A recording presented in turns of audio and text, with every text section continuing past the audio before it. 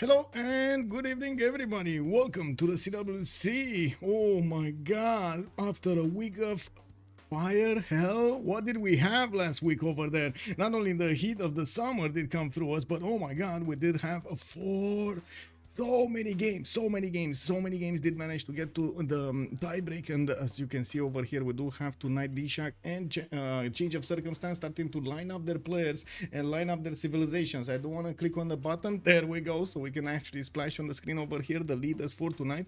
We do have them going through the pick and pan phase. They didn't get yet to the map phase, and I'm sorry that we did actually have a little bit of a delay. Give me a second so I can fix this so you can see everything. There we go. Hello there, everybody, and good evening. I hope you're ready for some awesome action. Kepor, good evening, sir. Kathy Anthony, good evening, sir, and welcome. Viselectra, hello there, sir, good evening. Linda, also good afternoon, ma'am, and welcome. I did see Blaze Cat Games, good evening, sir, and welcome. We do have, give me a second, Morio, good evening, sir, and welcome. Sorry you had to wait so long. It is what it is. I'm sorry. Like most of the time, the players are scheduling their games at this time, so yeah, that's when we start. The Beasley also, hello there, sir, and welcome. Oh, I guess you are used to it in Florida, definitely. Oh, enjoy the sunshine, I guess. It is what it is. Mozart, good evening, sir, good afternoon, sir, and welcome. We do have the pre-game bans chosen. It looks like on the left side, we do have Mapuche and Chandra Gupta being taken out, pre-game bans. On the right side, Theodora, Byzantium, and Australia are going to be taken down. I do want to switch a few things on my screen here because I'm pretty sure this is not going to be the map, so I'm going to put it at TBD. That's to be decided. What I should say, I could put a TBA, right? This is to be announced. Yeah, that works. I was thinking decided because they're going through the pick and ban phase. It kind of made sense to me, but if you want to change it, no problem. You know, sometimes it's good to change some things. Yeah, it's nothing. Let's see. Wait, whoa. I didn't want to start some drama over here. It's not yet in. Let's see. Okay, we don't know. We don't know yet. Okay. Come on. I do want to say also hello there, everybody on YouTube. Good evening, sirs, and welcome. Example, hello there, and welcome. Good evening, Nemesis. Hello there, and welcome. Then I do want to open up the microphone because we're gonna have 14 Knight joining us tonight. So let me actually click on a button here and hear him. Hello there, sir. Hello, Michael, and hello, chat. How are you on this fine day? I hope in Germany you have a little bit more normal temperatures over there. I mean, it depends on what you think is normal. I think we have here something like 26 degrees, and it's quite warm. Normal. That sounds normal to me. I don't know. For me, it sounds way too warm, but I don't know. Wow. Okay. So I guess like we have in Romania 36, and then in Florida 39. that is a little bit more heat. Yeah. Okay. So what do you think? What are they gonna choose? Rich Highlands, or Seven Seas? I'm not so sure. I think usually if Highlands and Rich Highlands are up, we will see one of those. And yeah, there's 7 seasons banned, so both teams agree. But the question is if they want to have the pain game on the usual Highlands with usually 0 amenities, or if they want to have a smoother game with Rich Highlands. Ooh, they took out Rich Highlands. It is gonna be Highlands, boys. Yeah. It is going to be Highlands. We're looking at a very long and interesting game over here. We're going to have them big braining this. Okay, let's see what they're cooking. What are they cooking? On the other maps, it's kind of easy to predict. On the Highlands with so much land, we don't know yet. We need to see how the land looks between them. We need to see if they're gonna have big empires over there with a lot of fresh water, or they're gonna pick civs to not care that much about the fresh water. Metro was sir, and welcome. Low 20s in my part of the US. Oh, I see. So there are some there definitely is a lot lower temperature than we have. I'm pretty sure. And oh my god, it is what it is. Let's see. What are they gonna go for the bans over here? Is this gonna be a race to whoever bans Australia first, or are they gonna let him in? No, Australia is already pre-banned, so right. It was the first one. I was thinking, oh my god, yeah, it was a race. I'm sorry, it was a race for Australia. Yes, you see what they banned it first. Okay. And we also see the creep ban. I think that's quite common on Highlands. You don't want to deal with these annoying scouts. Philip II, Age of Empire, Catherine de Medici. Like, are we talking about over here more towards damage, or are we talking about more sim? I think they really need to take out Genghis, to be honest. Like, looking back at the last 2 weeks of games, Genghis has been kind of making games. He was, yeah, it's always annoying to play against him because basically everyone has to make a spy and send it to Genghis. Yeah. And at best a level 2 spy, and get predict fast because otherwise you can be really in trouble when the Keshiks and the Knights come. Yeah, and it's not easy to get that level 2 spy, especially if you don't have a Civ that has an extra level over there. There cannot be more than one terracotta build, right? That's true. We'll see a lot of Civs that get amenities for free, because you need to generate amenities on this map because there are so few Luxes. So something like, I don't know, Brazil, Scotland, all these Civs that get additional amenities. Maybe even Abraham Lincoln, something like this. Gandhi, of course. Yeah. I saw a post on help and support, I believe, or something, or guide on CPL, and they were talking about how many luxuries that are available on Highlands as a percentage of the tiles. But I didn't really understand if it's a percentage of total land tiles or if it is a percentage of the total tiles of the map. They said it's like 7%, which is kind of the lowest of the maps here. So Spain got taken out. Philip II not gonna be let go inside of the game, and it looks like that they did take off Gaul. And what's gonna be the third one? They need to make another choice. This is before the tone of the game is gonna be set, especially DShark. Oh my god, they're actually gonna have that first pick. So let's see what they're actually gonna go for, and if they do manage to get a civilization that is gonna break the game here. What do you think is so important right now between the Civs remaining that they really need to pick it as the first one? Okay, Shaka. Makes sense. I wouldn't have guessed that, to be honest, but I guess it makes kind of sense because I mean it's a strong Civ after all, and it has its timings after all. But yeah, chat already calling out it's Gandhi. It must be Gandhi, and it is Gandhi. It looks like the Sharks managed to sneak it through. They actually wait, so that means COC, change of circumstance, actually considered Shaka a lot more dangerous than Gandhi over here. Or did they just forget about it? I don't think they forgot about it. I don't think so, because either Chandra or Gandhi are so strong on more or less any map. Yeah. So you have to be aware of it. So if you don't ban it, the others will probably pick it. Yeah. But exactly. Rome also makes a lot of sense because on Highlands you usually struggle with freshwater, and with Rome you not only get the bath, which is a cheap aqueduct, so you can fix your freshwater issues. It also gives you amenities with the BBG. So that's a clever pick, I would think.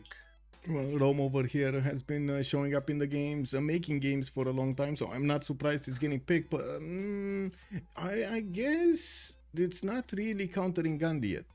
Chad was saying they're going to counter Gandhi with Russia.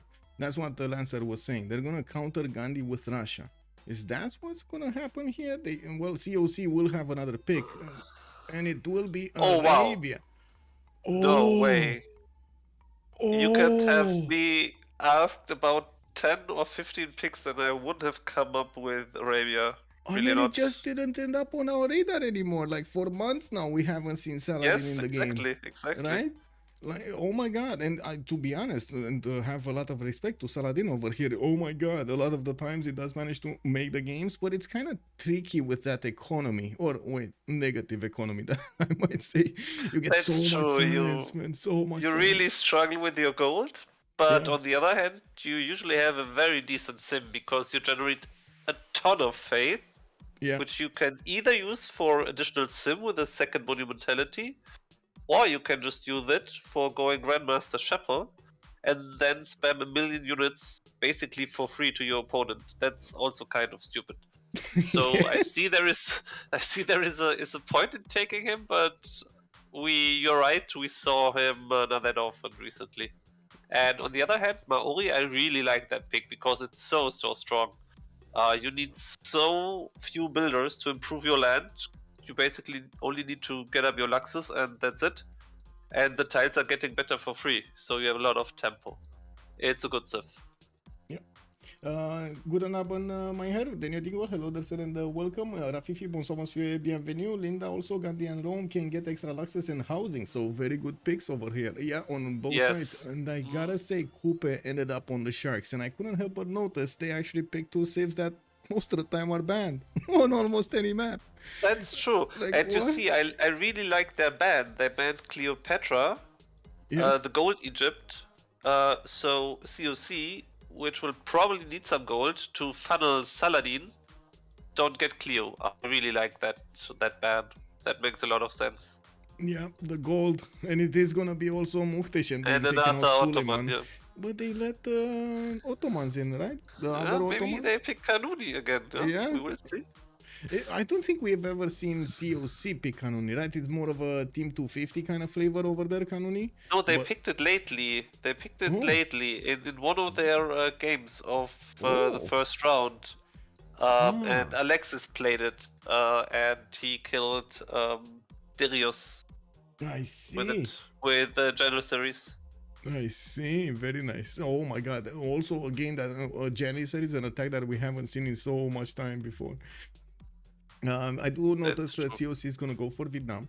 Definitely good, strong culture generation over there. Nice sim, and not really caring about the housing. Two Persias showing up on the Sharks. Both double Persia, yeah. Nader, Shah, and Cyrus, they're definitely gonna have the gold. I mean, come on, let's be real about this. The Sharks, I think they already set themselves up for a lot of gold throughout the game. On the other side, though, COC is gonna try to get the gold with Age of Steam. Looks like not Age of Empire, Age of Steam is going to be chosen here. A lot more, I guess it's a lot better later on in the game, and since this is Highlands, they're going to get to that part of the game, so they will get to activate all of those Age of Steam bonuses. Well, that's true. I still think that Age of Empire has its place, but probably I'm just a fanboy of Age of Empire.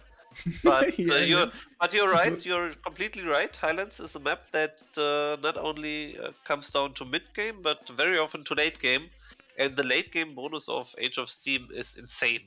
It's just 20% free production in all of your cities. It's so ridiculously strong. Especially since you get to build a lot of your infrastructure. It's not like you have one single industrial zone and you rely on it. You're gonna have a lot of them everywhere. Yeah, very strong. And most of the time, I'm pretty sure the navals are preferred on the simming maps also because of the shipyard possibilities, because they can couple the extra production from the shipyards with the industrial zones. Usually that adds up significantly more. Let's see what. Yeah, that's totally true. But I like all their drafts. I think the only pick that is a little bit wild is Saladin, but the rest is pretty strong for all of them. Especially Persia makes a lot of sense. Not only they make a ton of gold, but they also have their unique improvement, which gives housing. So it's easier to settle off fresh. Yeah. Let's actually put up the prediction for how many remaps we're gonna have. 0, 1, 2. We're going forward over here on Twitch, and let's see what happened on YouTube. Hello there, Andrew. Good evening, sir, and welcome. Okay, so Ram just needs to ready up, and we're gonna start going. I do notice Pipo is gonna choose to go for Nader Shah here as the top pick, though, so definitely they're gonna try to prioritize those merchants. We do have Ferno going for Rome, second slot. Trynda is gonna be Batriu, Vietnam. I guess we have seen Trynda a lot more before on Vietnam. Let's see what he's gonna do tonight on the Highlands map. If I remember correctly, I didn't get personally to actually see him on the Highlands map with Vietnam. Last time it was a 7-6, if my memory serves me right. Erwan going for Cyrus on the fourth slot. Alexis, Krempp on Saladin, Vizier. We do have Joce on Kupe. Apology on Gandhi. Synth going for Victoria. Age of Steam on the last slot. I guess he doesn't really care about how to say, his merchants. He cares about animals because that's what he's gonna get with the Royal Navy dockyard. He wants scientists so he can do the projects. I mean, most of the time you kind of need to do the projects anyway. And the industrial zone wants the engineers. Well, yeah, again, projects. Yeah, I think COC will probably struggle a little bit on the very early gold because Vietnam will open probably encampment. Makes a lot of sense, and then goes campus into commercial. Very early gold. You're referring to pre-turn 30. From the first stirrings of life. Yeah, something like between 20 and 40. Yeah. Yep. Because he will open encampment and campus, which will cost upkeep. And also, Saladin will go Holy Site into campus, which will also cost upkeep. So they have to finance that somehow. Yep. Okay, so big question for chat. Do we go left or do we go right? Where do we go? This is the moment. Helicopter kicker. Good evening, sir. You typically don't see mortal pushes on this left. Usually they're used for defending. You can push with them where they're close enough. Blast here games were making a comment, and it looks like the choice has been made. And we're gonna take a look at Victoria Age of Steam, where that's Maori. Ooh, Maori land. Okay, that's Gandhi. We got Saladin over here. Looks like Gobustan next to him. Rome. This is gonna be Persia. Come on, Age of Steam. Where are you hiding? Is this gonna be it on the seas here? No, that's Saladin seas. Oh, I see Age of Steam. She's here. Look at that. We got London. Great. Okay. Great. Yes. We have a this fight. is pretty good. Looks good. And wait a second. Is he gonna actually get... Whoa. Synth is actually gonna get the opportunity to do some damage against Persia at some point. Well, battleships, because you know he heals over here. That's true. That will be an unpleasant surprise. Yeah. Well, because it's really annoying if your cap is battleshipable, and on the other side there is a harbor civ. Yeah, we do have her with a decent amount of cities to place all around here. I do have to say I'm a bit worried about the east side, but I guess we're gonna need to see her go southwest here. She's gonna need to protect herself on this choke point, because I'm not really seeing Vietnam getting there first. She like at least Age of Steam needs to pick this coast up, right? She can't go anywhere else, unfortunately. This is so far away on the east. Now, moving forward, we do have Alexis Krempp coming out. Where is it? Here. Looks like he's gonna also have the same problem with the fresh water. Ooh, that's a long time to go for that northeast, but that's gonna be a good settle next to the bananas. We do have him with some coastal settles. Does he have to trade with anybody? No, that's gonna be India. India's gonna be next to him. Northwest India. Okay. Not bad.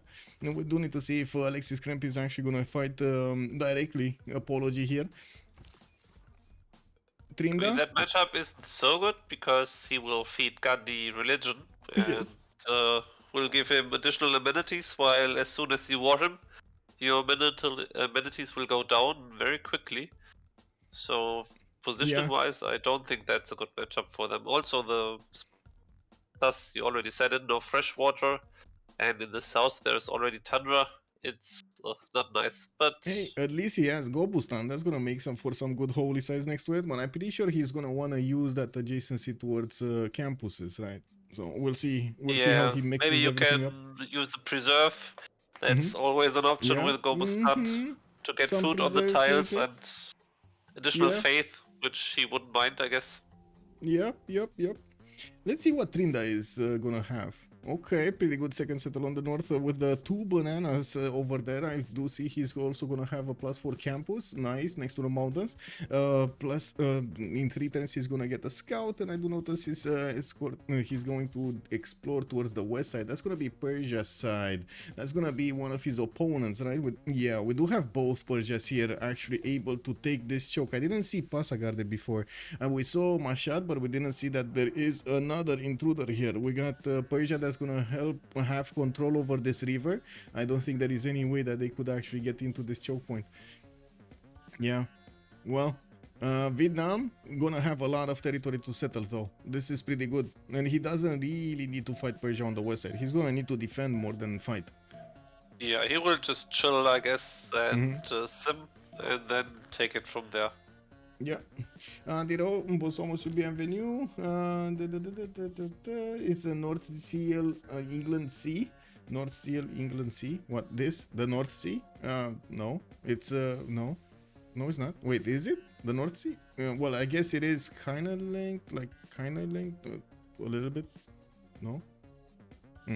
Anyway. Ferno. Where is Ferno? We got Rome somewhere. Do we have any Rome here? Yeah, there we go. We got him with 3-2 bananas in the capital. Already is working his 1-3 deer tile for the extra production. Popping those sats in the north. And I do notice he's gonna have... this is much better land with all of the fresh water. Much better land. So many rivers, so many lakes for him to develop. But on the east side, on the west side, there's nothing. Yeah, there's like... Okay, I guess he can aqueduct, kick W, but yeah... Oh well. We do have also Kupe northwest of him. Joce over here is gonna be controlling Maori today, and we're gonna need to see if he's actually gonna trade punches with Ferno. With another scout coming out soon, Ferno is gonna get the opportunity to explore most of this land, but I doubt that he's gonna find Maori. Just the same that I doubt that we're gonna actually see... whoa, wait, Blood and Impaler? Kick W, man. Trynda over here. Oh, Trynda is gonna see Persia. Okay. Trynda is actually gonna see Persia. Yeah. But it's not a bad matchup for him, so I think he wouldn't mind. After all, you're Vietnam, you don't fear anyone. Yeah, true. But their meetup would also reveal the loyalty from everywhere if they get the vision, right? So let's see if they do manage to get the vision over somewhere with a scout. Let's see Apology. Apology's land. Oh my god, this is free sim. This is free sim heaven. Yeah, this is free sim heaven. I mean, well, yes, sure, we do have Arabia to the south, but he can just ignore Arabia. Right? Yeah, but at least he has fresh water. He has 3 freshwater settles. It's as good as it can get on highlands. Yeah, for sure. Yeah, and with Gandhi, you're faster to get there as well. I'm pretty sure he's gonna settle Mount Rema over there. I'm pretty sure. India will also have some bananas, 3-2s next to him. He's gonna have an array of marble tiles, unfortunately without production on them, and could easily settle the coffee to the north to get the extra culture. I do see him going for his settlers and, well, exploring the land around him. Don't really seem to... Yeah, he's not gonna see Arabia. By the movement of these scouts, he's not actually gonna get in the next 3 turns to see Arabia's territory. Oh well, it is what it is. Let's see Joce's territory. Okay, so we got him with some reef fish tiles to the northeast. He's gonna get a settler out in 4 turns. Yeah, and... come on, it's so good. Double reef fish. Hello. Yes. I mean, and he will get additional food. Yeah, and so look how many tiles he's gonna have with 2-3s all around. Wow. He's gonna pop that extra production on. Oh my god! Yeah, this is just beautiful. Maori doing Maori things. It's so great. Well, he's gonna start expanding, and I do like how much rainforest and forest he has all around his territory. Yes. And this is unbelievable. So the nations that would actually be like land, you know, craving land and something, they don't actually get rivers, and then we have Kupe, a coastal nation, getting everything. Like, look at this, all of this fresh water. It's like if I press the lens, everything got dark green. Unbelievable. Wow. Yes, and he can use the lakes not only for harbors, he can also choose one lake for a later water park. Yeah. And if you place it lucky, then your water park hits all your cities. It's so good. And boom. Yeah. Well, let's see what's gonna happen. If they will actually keep this map or not. Persia, we're the first Persia. So Pasagarde here, we got Erwan. Okay, it looks like he's gonna get his settler out in 2 turns. He's also gonna have that city to the southeast to settle. I'm pretty sure he's gonna go northeast though, so he can get next to the dice tile and next to the banana. Now I do hope he actually, yeah, he did explore there. He knows, he has the information that he needs. Back settle next to another banana. Oh, pretty good settles over here, both of them. With some geothermals, we got a continent split, triple continent split. Very nice, very nice, very nice. I don't know if he will find out about Vietnam. Oh no, this is the turn. Wait, there's a scout here. Erwan might actually see Vietnam. There is a scout that still has movement, and they have 13 seconds to go until the remap needs to happen. Is he not gonna move the scout? Oh my god, before the vote is gonna go? No. He's not gonna know. Oh, there we go. There we Yeah, go. that Last was, you second. know. Last second reveal. Wow. Okay. Okay. Last moving reveals, guys. Last moving reveals. Should COC not gonna know about India nearby Arabia? No, they're not. Looks like COC will remap this. Mekonzila's calling get out from now. Good evening, sir, and welcome. Also, that's gonna be a fun choke between the mountains. Yes, it's Ikhtaba. Michael, look at Trynda's capital. I saw. Yeah, GG. Yeah, and I agree with the chat that probably COC is likely to remap. Because the Saladin spawn is not so great, and also the Sin spawn is a little bit sus. Yeah, no international trade routes. Yeah. Maybe, but they don't know yet. No, it's not gonna happen. I'm not sure about like them continents, because at least Rome and Arabia are on the same continent. Maybe that could be an issue, but they play, okay. Oh my god. Okay. I guess is this COC flexing the knowledge of the game, that they don't care that they have all of these how to say, shortcomings, like what, no international trade routes, no problem, we can get the gold otherwise. What, didn't you hear about pillage economy? Well, actually, let's see what's gonna happen throughout the game. I'm pretty sure, as we've seen on other maps, they will go for quite a bit of aggression, so we might see some horses going around, some courses also showing up, and pretty sure Arabia over here is gonna try to get to a technology that nobody has in the game. Well, let's finish up the remap thing, and we're gonna start off with all of the civilizations again, from the left to the right, from Cynthia going forward towards the right side, so we do figure out exactly what's going on. First, I gotta say, we need to do a very important check over here. We're doing it almost every stream now, but we gotta know. I mean, you know, we gotta know in these times, in 2024, we gotta know. Who are you? Come on. Human, alien, or not sure? Let's see what's going on over here. Let's start the poll. Okay, so let's see. Synth gonna get her horse already with a 3-3 tile to use alongside that fish tile. Gonna get the growth and the production extra, and does have quite a few chops to help her grow at the feudalism timing. We do have her moving towards the south with a settler, and I gotta say, this is quite a long trek for that settler to go there. Unfortunately, that's where the fresh water is. It's gonna take her 1, 2, 3. Oh, wait a second. Is she gonna settle the wheat tile?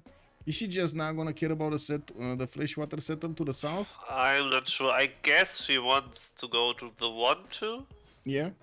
But that could lead to a pretty fast disaster. So I guess. But you don't want to settle here because it's so bad. You have no tiles. Yeah, but she's so thinking about it. Look at her. She's thinking about it. She's not sure. Not sure over here. Is she gonna settle the wheat tile? Is she gonna I'm pretty sure. I'm imagining right now they're actually discussing this between themselves because they have a bit more time. Oh my god. I think she just don't move. Or she doesn't move yet, because if there is a scout, she could panically press B. And I think she will Vietnam has a scout here. She has vision. It's Vietnam, yeah, then it's not a problem. I thought it's a Persian scout. Yeah, that's another kind of red. Yeah, good. I good don't move. think she will settle there. Oh, she settled. Okay, sorry, my bad. Oh my god. Okay, so she's gonna decouple that sheep tile from London, gonna couple it to Liverpool, gonna have the fish tile, the reef fish, to actually add to that city center, and I'm pretty sure she's also gonna improve the crab tile. So we might be seeing God of the Sea being chosen, so she gets some extra production. Yeah. Second city is kind of terrible, not gonna lie. Like, this is expensive and kind of terrible all in all. But I guess it was the fastest city, and a lot of the players are starting to prioritize so much getting these cities as quickly as possible out. Doesn't really matter the full quality, you know, like it is what it is. We do need to take a look also at her iron. We do have an iron tile in the second ring towards the west side of London, and wait a second, I gotta say, for King Knight, I'm getting a little bit troubled over here. In the first poll that I did, we had no aliens. 3 days later, we actually have 4 humans and 3 aliens right now, and 5 not sures. Okay, I think it's getting worse, Michael. Yeah, I don't know about this. Should I keep asking questions? Maybe I need to I stop think you asking should questions. watch out, yeah. Yeah, man. Yeah, you know, like in grade school, we were getting like if you ask why, you would get fined. Oh, Why is this? Oh, that's yeah, $5. You know. okay, Anyway, okay, that's hard. yeah, yeah. Romanian educational system at its finest. Let's actually take a look here on Saladin. What do we have? Cairo, Earth Goddess, picked up a lot of faith generation. We do have holy sites coming around from both cities. Did actually finish the first one in Cairo and going for another settler coming up in 4 times. He did not get the Gobustan settled, but he does know about the southeast. Of course, has a big problem. Not enough food around it to actually make it worth unless you go non-fresh. I mean, I don't think he's gonna go non-fresh. He's now checking mining to get his campus holy site setup going. Mm-hmm. Yeah, I think that's the plan. And if I were him, I would really consider to settle that off first city and go for. Well, I do notice he's gonna get that third city in 3 turns, and he is also gonna meet India towards the northwest. It looks like Alexis Krempp is just a tile away from actually meeting that scout of apology. We're gonna need to see how far into the north we're gonna see him go. I would imagine this is gonna be kind of the conflict zone over here. Maximum distance city that Arabia is actually gonna have the courage to settle in the face of India. This is already too close. Like we heard Knight say over here, you don't really want to give your religion to India. You know, like anything that Arabia is gonna have, Gandhi is gonna have at some point if they're so close to each other. That's true, but as long as he's not settling too aggressively into India, I think there is not really happening anything, because of course Varus are early. If you need to walk a lot of tiles, it doesn't matter. And with Mamluks, you can't push into Varus. It's just not happening. The unit is just too strong. Yes, so I think they should be kind of chilling. Yeah, I think this is gonna be a race for some form of a technological advantage here, and of course we're gonna see them try to cook this up as much as possible on this land. Looking at Alexis, is also gonna benefit from an iron tile in the capital second ring. His horse tile is gonna be expensive though. 3 tiles out to the east side, that is gonna be quite expensive. I did also notice on YouTube, Soup Noodle was saying that I don't need to ask YouTube, they're all frogs. Oh my god, man. Wait, what? No. Canapesh also, good evening, sir, and welcome. Monkey Wazaru, hello there, sir, and welcome. Valentine, good evening, sir. Persia took City, show please. Persia took City. He took Kumasi with the warriors and Scout. Yes. Oh, and it already made a monument. Wow, it's so much tempo for Persia, and right in the face of Rome. Oh, but I do see something else over here. Vietnam is gonna try to get that settler. Didn't get that. Was close. That was close. Yeah. Well, let's see what's gonna happen a little bit later, but I'm pretty sure that Scout should go towards his settle location, no problem. Kumasi is gonna be a big deal. I'm pretty sure the 4th city of Persia is gonna be amazing. Let's come back to our eggs over here. We needed to take a look at Trynda, right? So Trynda, 3rd city northwest, is gonna get that next to the dice tile. He already got a Pantheon, city Patreon goddess, and I do notice he's putting down his sun placement next to the river to the southwest. Well, where is Trakiu gonna get it? On the 3-foot tile? Or is he gonna put it? No, next to the mountains. Does he have animal husbandry? I don't think so. It's too early. Okay, that's interesting. Yeah, bronze. He just finished bronze. Anyway, well, let's see. We do have him also getting that second iron tile over there, or I should say that iron in the second ring, just like the horses over here towards the northwest. A bit surprising that we didn't have the Than pre-placed over here from Trakiu. Usually the players do prefer to go as quickly as possible for their pre-placements. Most of the time to not actually have some weird resource coming out of the bloom when they do discover new technologies. Well, Trynda is gonna go for pottery, not gonna discover something dangerous. I do notice he's also starting to move his builder, probably to improve the marble, and gonna finish that on what are his horses? Oh yeah, second ring. Okay, never mind, that's it on Trynda. Let's go towards Ferno. Where is Rome and what is he doing? I do have to mention over here, Erwan stretching so far to the west side is actually gonna put him in between Vietnam and Rome. Gonna give Rome actually a target to go against. That's true. I mean, you could consider doing something like campus encampment and then go to liberate Kumasi, or maybe take it for yourself. Yeah, is this going to be with your legions? Rome? Let's see. I'm not sure. No, I mean, he's going commercial, so he's just chilling at the moment. I don't think he realized this, right? It took quite a few turns to go for currency, so he didn't realize Kumasi is going to be taken over so close to him. So yeah. But you see what Persia is doing. Persia is going for encampment. At least he's going for mining, and maybe he's going for encampment. So much iron in Persia's territory. 3 iron tiles here. Oh wow! 3 iron tiles. He Imagine can feed this his god whole of team. craftsman. Yeah. Wow. Anyway, oh my god. God of War and Plunder here on Rome. We do have him getting his settler out in 2 turns. That's going to be his 4th city. One of the perks of being Rome and not needing to build those monuments. You do have a little bit of open space here in Rome because you have time to get traders from other cities, get other builders from other cities, and so on. And we do have Magnus establishing their intrigue, giving him quite an opportunity to chop these tiles, access to a horse tile in the second ring, and access to an iron tile right in smack in the capital city of Rome. I really don't like his land to the west side, but him being Rome, I mean, you know, baths are gonna be a thing here, so I don't think he's gonna have that much of a problem with housing, but it's still a little bit slower than usual. And unfortunately for him, Persia just settled right in his face, and he's not gonna have any other choice than settle back in Kumasi's face, in Persia's face. Is there a choice here? I don't think there is a choice. I mean, technically, you could probably settle south of Kumasi, but already the rice tile south of. Yeah, this one. Because if it's, I don't know, if it's floodplains, the city could also be in danger. So yeah, it's floodplains. It is on floodplains. Well, what is he gonna settle otherwise than this? Yeah, is this one in between the mountains? This, let's see, 2 cities to the south of Kupe.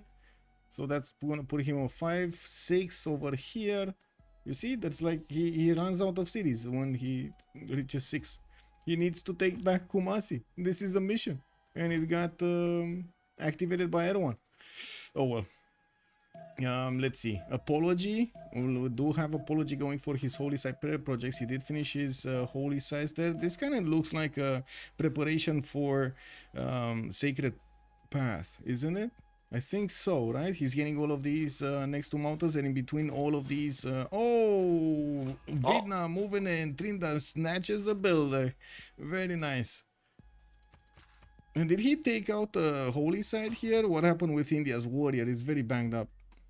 Yeah, I think a scout or something else was fortified there and tried to slow India down.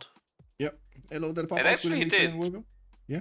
Because if he needs to do 2 projects, that's tempo loss. Well, I do have to mention Vietnam over here is going to also get the pillage on the stone, putting that back to a 2-2. This was a 2-charge builder. Very, very important actually to have that those charges. And it's a free Pantheon. I mean, it's not free because he's God King already, but he can switch to urban planning. He got he already got okay. And I do notice he actually finished that Sun setup. He probably needed a little bit of gold to buy these out. Well, looks like we do have them finishing up, and that extra culture is rolling in Trynda's territory there. The builder has been deleted. He doesn't want to take the chance of getting recaptured, especially after he also forced. So let's see, check this out, how much damage this scout did to Apology over here. So not only he took a builder out, that was 2 charges, okay, 2/3 of a builder, I guess, slowing down India. He's gonna take the stone tile and gonna put that and do 1 production point on India, and then he also forced the slinger buy for 65 gold over here. That's so much damage from a single scout. This is just a just the scout alone costs less than the slinger. That's true, and don't forget, every builder you make makes the next one more expensive. So he basically harms India's economy even more because the next builders will not, I think, not be 15 production but 17, and the next one 19, and so on. So it just hurts more to pop. Then you can improve a tile one turn later, and it just adds up. It does. Looking next, let's actually see what Joce had. Oh, one second. I think I didn't see the strategic resources. Horses in the second ring. Iron tile is going to be first ring out from Hyderabad, third ring out from the capital. I guess he does have multiple tiles here. It shouldn't be a problem. Joce, let's see what Joce does and what Joce will do. 2-3 tiles coupled with the 5-3-1 fish. Wow. Yeah, that's... what we mentioned earlier, it's so unfair, yeah? This guy's not making builders and gets 2-3 tiles, 5-3 tiles for free. There's a reason. So strong. There's a reason this Civ is getting banned a lot of the times, right? There's a reason. Okay, yeah, that's I'm scared of clicking yields. Really honestly, I'm scared of clicking yields, but I'm gonna do it because we need to know. Let's do it, Michael. How is it? We got Joce, 41 production. The rest of everybody else is barely reaching 30 something. Yeah, thank you very much, balanced. Wow. Okay, Magnus going in there. We do have the lighthouses. Yeah, he's really enjoying his game. He will go Magnus internals for more food, for more bread, and he will scale so well. Easy. Well, let's actually see if he's gonna manage to actually deal the damage over here. Ferno is to his southeast, and I gotta say, this is the question, right? Is Ferno in with them, or are they in with Ferno? Let's actually see. Is this gonna be Ferno slamming like Genghis Khan in other games, 3 civilizations? Because, I mean, he's in the middle. There's no way around it. You know? That's true, but I would guess that's kind of good for Rome, because he just has to...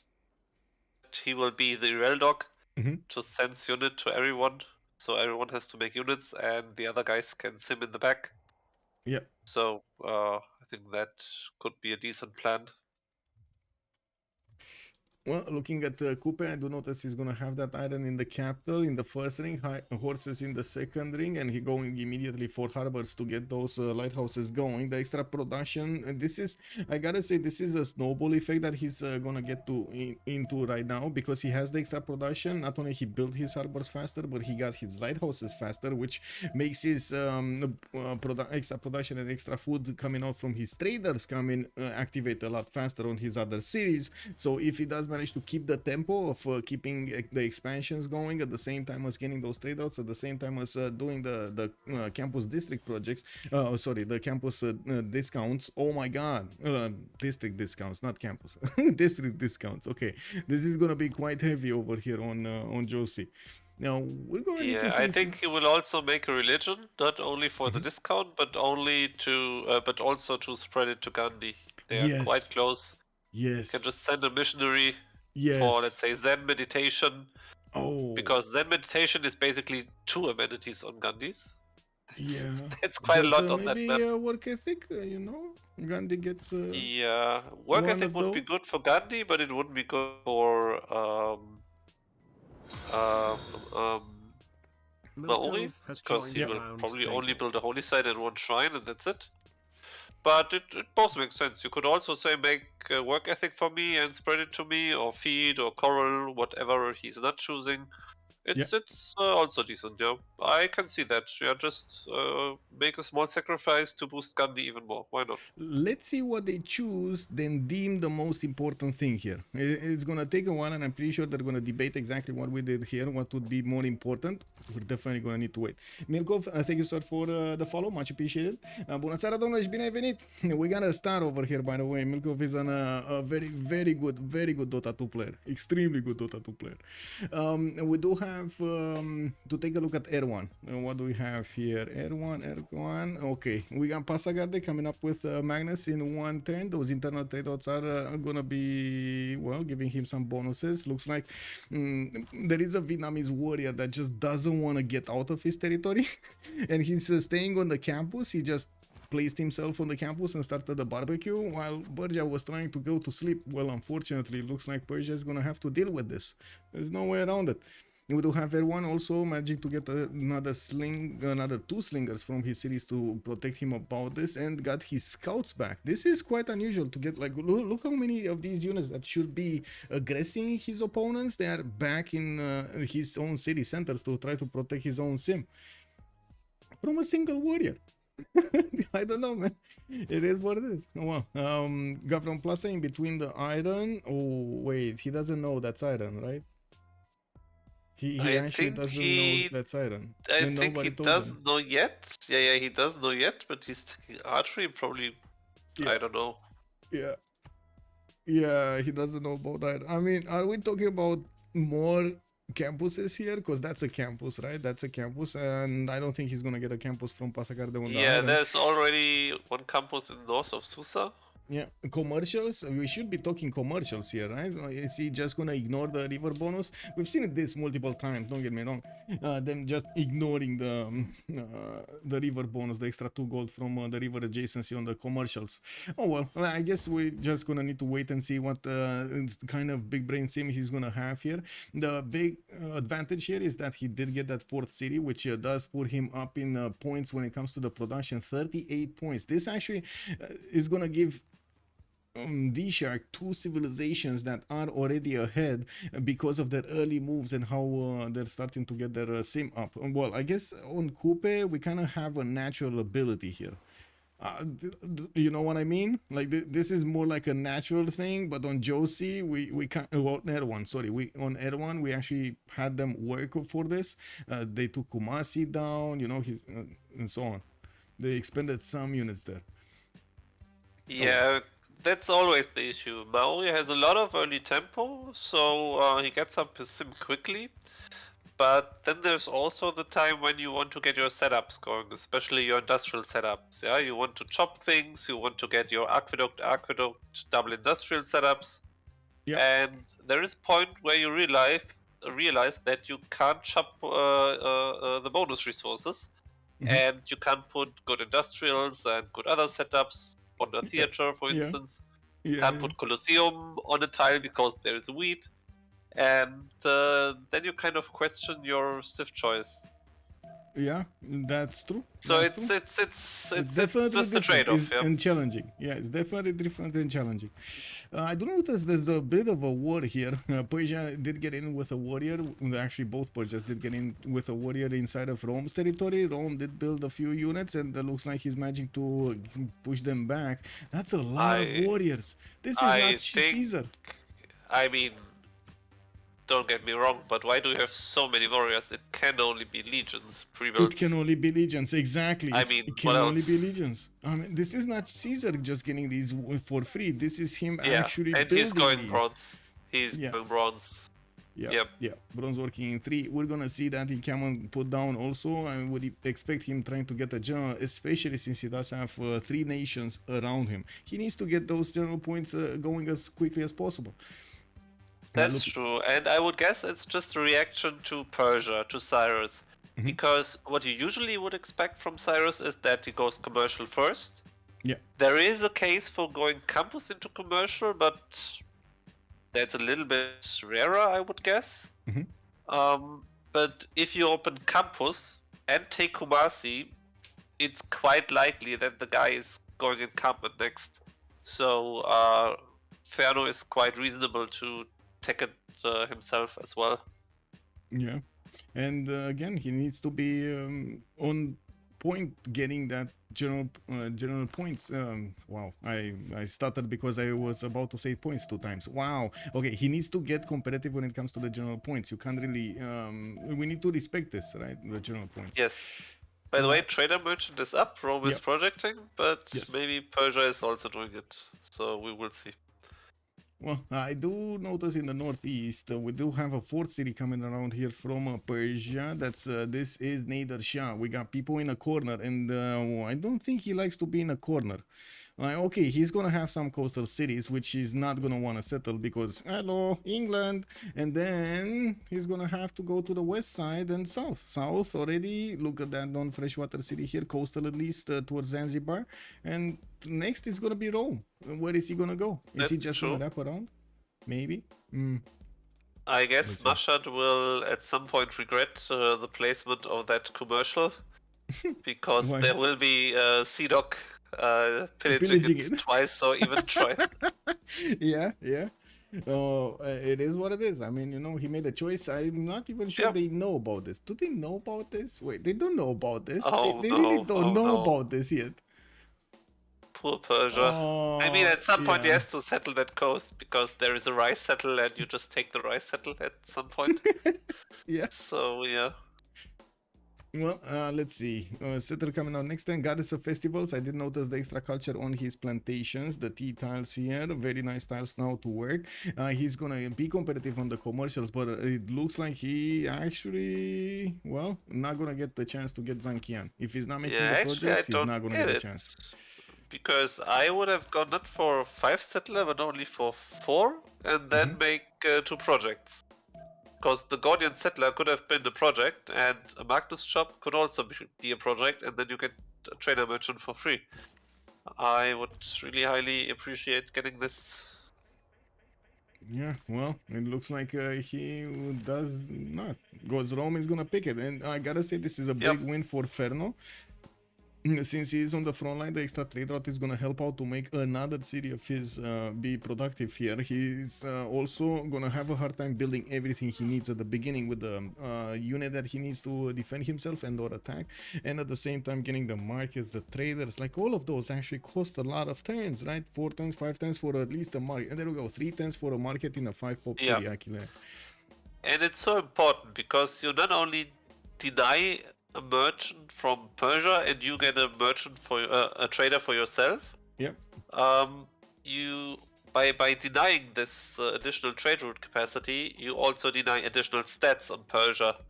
Yeah. So you stop him from scaling faster.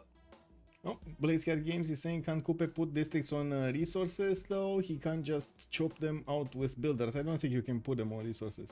Yeah, you can't. Dreadful. Yes, Pipo spawn is well, I wouldn't really say dreadful. He has a lot of chops. Now how is he gonna use those chops is the question. Now also Gat Anthony, can you review religions? Yes sir, let's actually see. Eastern Orthodoxy on Arabia, feed the world with tithe. So wait, he's literally gonna feed India? Probably, yeah, but I saw that build lately because classical build on Arabia is what I think Jack did in the past quite a lot, to go with choral music and Aramea. Yes. But I really like the idea to go with Feed the World, because we talked about it earlier. You need to get up your gold at some point, but if you go you need the extra Campus and Holy Site in every city, you need to go to 7-pop to at least build a commercial. Exactly. And with Feed, it's way easier to get it. Also, Feed gives you housing, which easier to work the Gobustan. So it makes a lot of sense, I feel.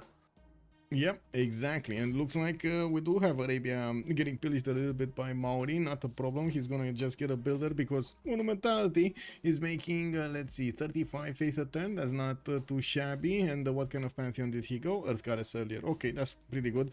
Didn't go for Preserve. Maybe later on we're gonna have a Preserve. I guess so. I mean, he could also go for Campus second, but I would really like to see a Preserve. Yeah, but it's not so clear where, because actually the peel on the right is not. Oh wait, the peel should be fine, no? I mean, there's gonna be a riot on stream over here if we don't see a preserve at some point. How can I hold the viewers, man? No, I don't know. Have you seen them when preserves are not acting up? I don't know. It's dangerous. It's very dangerous. Yeah, especially in Monumentality, it makes a lot of. Yeah. Not only because after you finish it, you get food, you get culture, you get face, everything what you want. But also with Monumentality, you just buy 1 or 2 builders and chop out not only the discounted preserve, which is cheap, but also the growth, which you need for the yields. So I think it's maybe something like 3 or 3.5 chops and you're done. You have so good tiles, so good tempo.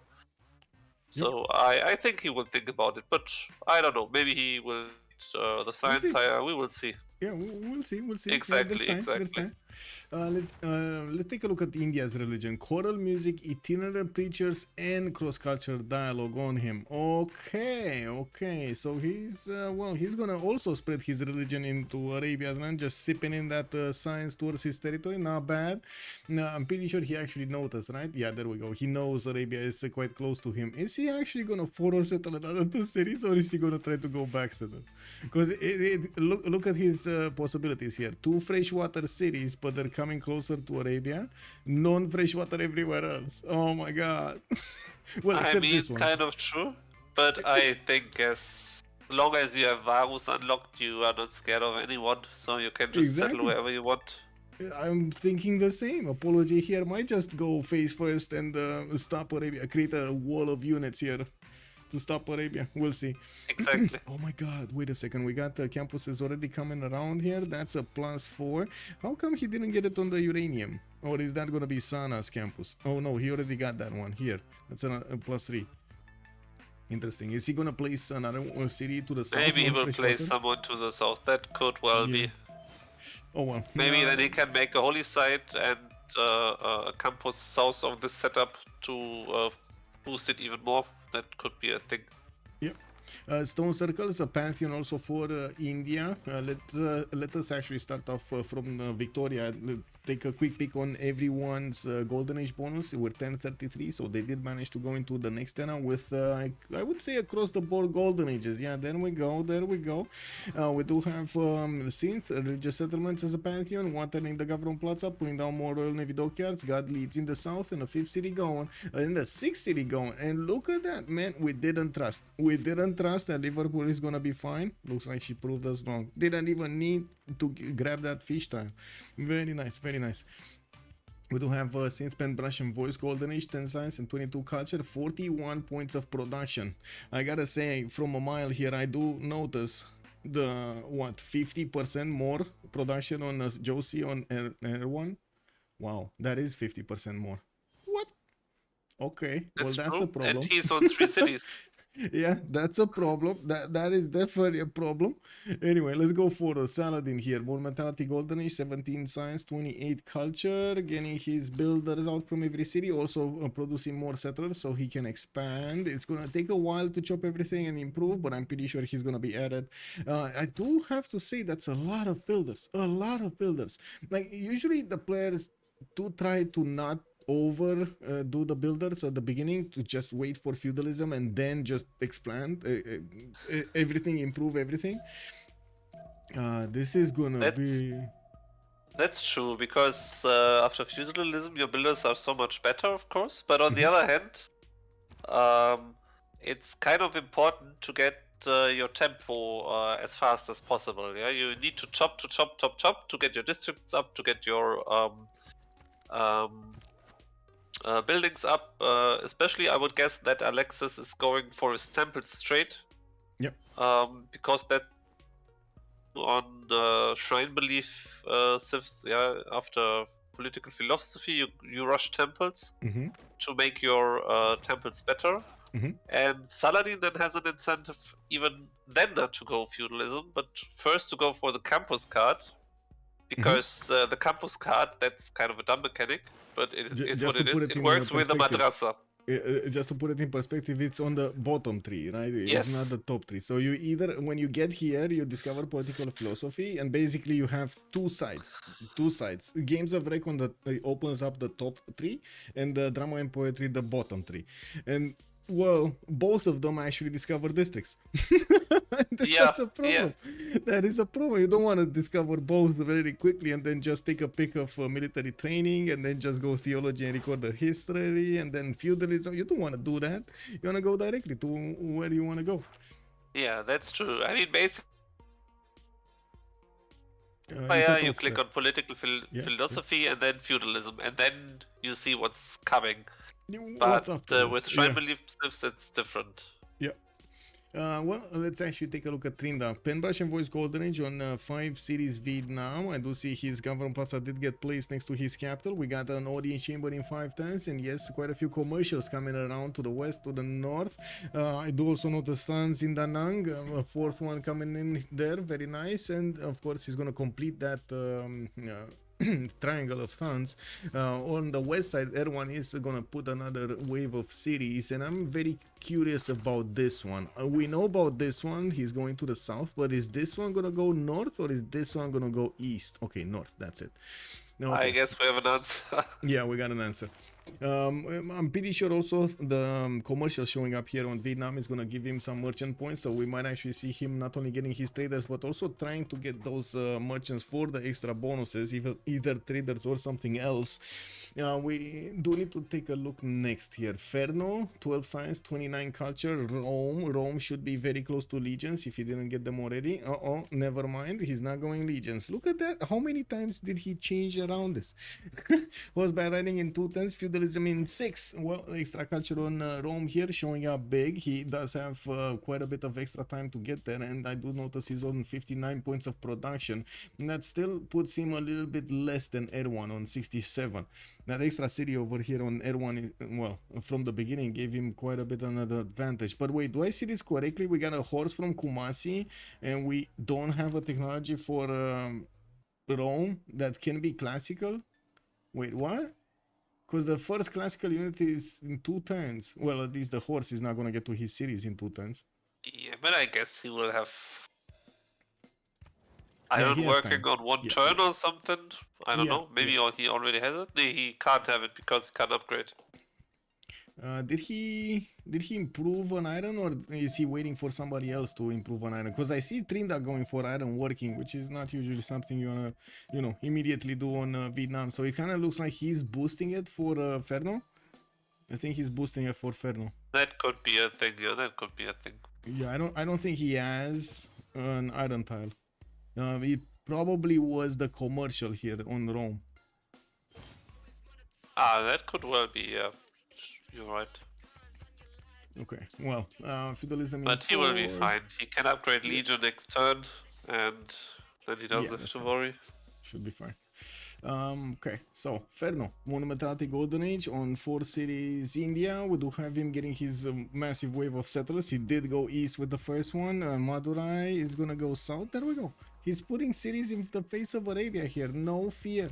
No fear from apology. Yeah, incumbent up also makes a lot of sense, just to be safe.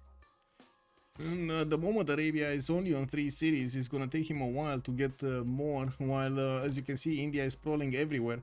We do have him on 48 production with only 28 faith. I wouldn't really say these are big numbers, even compared to Alexis. He's on 47, 24 science. Like, the science and the culture advantage here on Saladin is so big. Like 36 culture already with 24 science. He's getting the what are the Preslav? Wait, is Preslav in there? No. Oh wait, what are these? Granada? Yeah, it's Granada improvement. Granada. Yeah. That's such a nice improvement. Yeah, I mean, what's that? 1-3 is a good tile, and you get 2 culture and 2 science. Wow. yes, and a little bit of extra faith, cause Earth Goddess. Why not? Why not? Yeah, why not exactly? Yeah, very nice.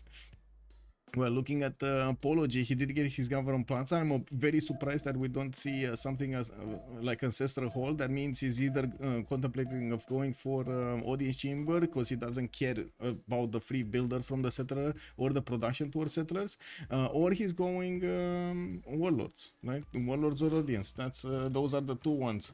Is this gonna be Gandhi without an economy going for Warlords to actually smash through opponent? Because I mean, I'm pretty sure they both know they will need a lot of units during the game. That's true, but I don't think that's a Warlords game. That's kind of rare on Highlands, I would say, because at least the other guy is kind of far away, and you want the housing, you want the amenities, especially on the classical Highlands. So most of the time it's just audience for more or less everyone. Fortuna Belly, good morning, sir, and welcome. I love defensive tiles, wish they were used more. Yeah, kick W. We got also a question here on YouTube. Katadu Lula, good evening, sir, and welcome. What difficulty? There's no AI in the game. We're playing, we are watching a 4 versus 4 game from the Civilization World Cup. On the left side, we're gonna have team change of circumstance, which I gotta actually put the team labels on. Featuring today Synth with Alexis, Krempp with Trynda and Ferno. On the right side, we will have also the Sharks featuring today DShark, Erwan with Apology with Joce and Pipo. Let me actually put them up on the screen over here so it makes it easy for everybody joining us to actually see the team labels. I'm sorry we don't have a user interface that would make it so much more easier to display these, but I guess, you know, it might happen at some point. We'll see. Hoping. Okay, so we do need to take a look at the next one. Joce here, which did manage to get his 5 cities out, another 2 settlers coming around, and already starting to build his mares. The mares are amazing, by the way. He's gonna get so much more culture from all of these tiles. He has so many of these forest and rainforest around his cities, and as you can see, we do have him plugging in Pingala in that Engana Wahia city. Taumutu did get the Moksha bonuses, and of course in the capital using Magnus. Usually when the players do open up with Magnus, you don't really see them going crazy with stats, but you do see them going crazy with production, and this is no exception. We got 91 production points on Joce, about to hit 100 with only 27 science and 29 culture. Well, I say only, but he's actually on the level of Alexis, Krempp with double the amount of production. Okay, well, let's see how this is gonna go. We do have him with Ancestral Hall, so he's preparing for expanding everywhere aggressively, which to be honest is going to be a good thing. He has a good territory to go for here, and we do have him also to the west of Rome. So if Rome here is going to get locked in place by the 2 Persias fighting over here, at least 1 Persia, he might get out-teched really quickly by Mauri on the northwest. Looking at how Mauri is planning up his expansions here, there doesn't seem to be that much science available in the like 10, 60, 70 for Rome to benefit from. Yeah, at the moment you're right, but let's wait. If... yeah, we'll see. I mean, let's say Rome would be free sim as well. I would say let's wait until industrial zones are placed, because that's the time when Rome can shine, because he can get his IZ setups up, while Mauri has just to place random IZs somewhere where are no resources. Yep. Oh, we got a wild England showing up on the shores of Marshall. Yeah, and we have a question from chat. Torg was asking us, what's the cliff situation on Nader Shah capital? Well, it looks like they got a galley situation over here. There are no cliffs. Like literally no cliffs. If we're talking about a different continent, oh my god, it's a different continent. Wait, this Age of Steam doesn't get the red coast, no? Yeah, yeah. Okay, I was getting excited. I told you, it's Age of Empire time. I told you. Oh, red coats, man, red coats. I'm actually curious if Synth is gonna kick herself because she didn't pick Age of Empire. She could have, but she didn't. Imagine, you have some frigates which clear the tiles and then you land with red coats. It's immediate disaster. It's immediately over for Mashad. Oh, this would have been beautiful. I actually managed to predict 0 remaps, so a very nice eye rolling over that Muzrat. Any clear winners at the moment? I don't think so. Last stream clearly could see gold was a major issue. What Kupe's unique building does. Antosa, good evening, sir. Okay, let's talk about the Mare. So you do know that Mauri cannot recruit writers. The Mare is replacing the amphitheater, and it gives 1 extra culture, I believe, and is it also faith? I believe. Wait a second, not Maori, Mare. There we go. And faith. Okay, culture and faith to all of the city tiles with a passable feature or a natural wonder. So basically, they do get all of these rainforest and forest tiles with an extra point of culture and 1 extra point of faith, which is amazing. It's actually, just imagine this: you have most of the time you have amphitheater, which is let me take a quick pick over here. Just two culture. So 2 tiles make up for that amphitheater for you. Then you do have the writers, which would be what, another 8 that would be. So normally an amphitheater with theater square with an amphitheater would be 10 culture. Well, in this case it's gonna be 1 2 3 4 5 6 7 8 9 10 11 12. Yeah, that's really strong, of course. I mean, you can't have books which are 8 culture, but it doesn't matter because you get the culture immediately. Yes. And also what is quite a nice interaction, if you go for Chikenitsa, that buffs your tiles even more. And more production. It's just looking so beautiful. Yes. Amazing. Yes, that would be amazing. We'll see if Joce is actually going to manage to get that going. First of all, I do see him just spamming settlers everywhere, left, right, and center, everywhere. He sees fresh water, he's sending a settler towards. I do notice we do need to move forward. We did have Erwan, 31 science with 59 culture. I gotta say, Persia did manage to keep up his tempo. He's sending his first horse towards his opponent, meeting Legion on the battlefield. He has an archer of his own that could trade a few shots there, but I don't think he wants to expose him on the right style. I do notice builders coming around here from the cities of Persia and the campus training project, well, campus something project. Libraries will provide him the +1 science. He's getting Hypatia. He might actually get Hypatia away from Arabia. Is that actually possible? Wait, is that possible? Whoa, it is possible. Check this out. It will be gone. Yeah. But on the other hand, the encampment of Persia could be gone. An encampment of Persia. Okay. He has a general already, so the Legion has 3 movements, so he can first move, slam, and take down the encampment. Yeah, that's kind of annoying because then you can't project, and without general, Legions are really annoying. Well, let's see what we have here. Rome did manage to get Coleus, he did manage to get Hannibal Barca. Vietnam also getting the general projects. I do notice Maori got an admiral. Okay, Hannibal Barca here. Kupe got an admiral. So nobody else got a general? Wow, it's gonna be Vietnam, India, and Persia that are trying to go for generals. Arabia was making some projects also. And I do notice both Persias right now are getting horses towards his opponent. Oh, First Legion has died. How did that happen? How? First Legion has died. That is a problem. He didn't last move first move. He moved, and then when he moved, well, he couldn't get to the encampment because the horses stopped them. So, yeah. That's unfortunate. Well, we do see Erwan here does manage to get quite a bit of science extra than Ferno, but I gotta say he's not that far away in the production, and it does seem like Rome is expanding quite nicely. To the south is gonna have a very good city action. Look at these tiles, 3/3 stone tiles, the 1 force here. Oh, yeah, that was a habub, no?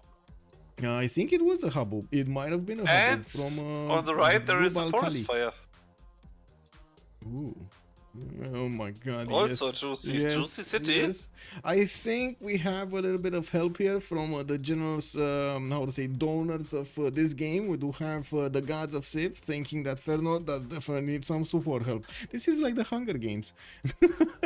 Yeah, but that's fine. I mean, he's 1v3, so just give a little bit of tempo, just a little bit of presence, and yeah. We'll see if he manages to get those units out before Persia gets there with the second wave of forces from the north. But he knows the units are coming because they killed the scout, so I guess he makes the build-up and then chops out something, but he should chop out fast. I think we might actually just have Persia go for Zanzibar. Like, this is a city they really need to take out. If they're not having it, they need to take it out. Amani in? Trynda. Which team is it? Trynda, yeah, then they want to take it out, of course, because it's... Yeah. This is a even must. After the nerf, it's just an S tier city state on highlands because you get free amenities, so it's no discussion that you want to have it or take it down. Torgo's calling out that if he would have placed a fort, it wouldn't have happened. Yeah, I mean, to be honest, if you would have just stayed on the 1-2 and placed a fort, it wouldn't have died. You know, he would have been nice and safe there. Quadrian, also, what do you go with Kupe in mid to late game after harbor culture? Just go standard campus industrial zones. You usually go campuses into your full harbors, getting those how to say shipyards, and then you get the industrial zones. I think they're considered too much of a double-edged sword on the forts. Yes, the forts are a bit of a problem there. Max the Joe, also good evening, sir. Does this England have red coats? It does not, unfortunately. Yeah, a bit sad, but you know, it is what it is. Looking at Pipo's territory here, we do have him already with a galley next to his commercial, and I think Pipo is aware of what's going to happen later on in the game, and he's definitely going to need to keep units here. Ideally, he's going to need some siege units to actually shoot down these English boats, shoot them to the bottom of the seas. And we do have Persia also managing to get his government plaza with audience chamber, 4 cities, 5 cities actually. He has Tarsus in the north, and that's kind of his yeah, well, that's his limit. He needs to get the cities on the west side here. Zanzibar is going to be his target. This is a city state that gives so many bonuses to the one that does have him. The extra amenities over there are going to be like gold for Vietnam. And I do notice Goddess of Festivals has been picked up by Persia for his pantheon. Well, we did talk a bit about it earlier. He's getting the extra culture going. 33 science with a 46 culture, 86 production. Okay, well, he has 86 production, and I do see Ferno also has 86 production, but I didn't want to mention that we don't actually see anybody over Ferno's production, which is kind of surprising to me. He's the only one in a war position, and he's getting more production than everybody else. That doesn't sound good to me. What is happening over here? What's Vietnam doing? We got Trynda, 84. Okay, he's getting more, but look at that. We got Joce and Erwan already on 100, and I do see Trynda is going to get his extra settlers going, while he did put down quite a few campuses, starting to get that extra science from their adjacency, getting builders out, hanging gardens for the extra growth in all of his cities, but still only 5 cities. It does seem like his empire is going to be tiny compared to Kupe. Oh my god, like Kupe difference, this is going to be a Kupe difference throughout the game. I think it's time, guys. I think it's time we set up. We need to ask the chat what's gonna happen. Who's gonna win this game? Jungle Carb, good evening, sir. That had to be a mistake by Saladin, letting Persia double project snipe Hypatia. I think so. I think that was a project mistake here. Erwan did manage to snatch Hypatia, while I do notice Arabia did get his general. I mean, I guess Alexis Krempp respected India's presence next to him. That's basically what happened here. Instead of going for his campuses projects, he really needed to get his general out. I guess he could have done both. Now, where is England trading to? England is trading to Vietnam. Well, yeah, to the capital city of Vietnam. Let Kupe on Highland is a Civ6 in itself. Oh, yeah, you're not wrong. You're not wrong. I do think so. Baxter, also good evening, sir, and welcome there on YouTube.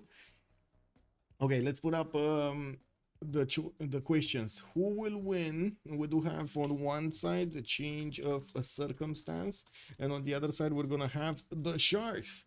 And I gotta say, man, the Sharks did manage to do an awesome trio of games last week. We did have them fighting off Ritos de la Vega, and they managed to get a 2-1. It is quite a feat, I would say.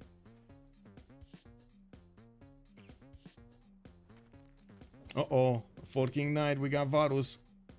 That's true, but you see what Alexis did? He giga respected India. He didn't settle anything towards them because, you know, Varu is earlier than Mamluk.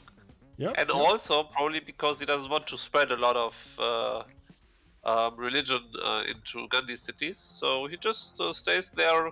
And I like what he's doing, just going for 6, maybe 7 cities. Put your madrasas and maybe then just go for a push. Because if you check his faith now, he has already 100 faith, and that's without madrasas. Yes. with madrasas, which he's right now building in Aleppo, it will be so much more. He will get so much Wait, he strength got and what? so much faith. He And got what? what? He got what? He got a what? Yeah, he did Okay, get that's one. that's a little bit surprising, at least for me. I mean, it makes kind of sense, but at some point I would think that culture is also quite a good thing.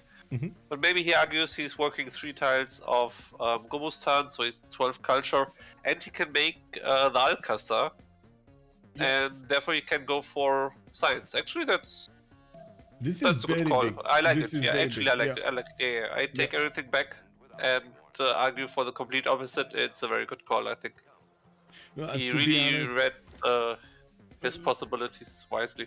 looking at what's going on here and how long India is going to take to actually get to this higher technological level, like higher science per 10. Let's just think about science per 10. We might just see Cuirassiers fighting Varus. Maybe it's not even Cuirassiers, maybe it's something worse. Yeah. I mean, this is a problem. Like, imagine calves just running around wild India's territory.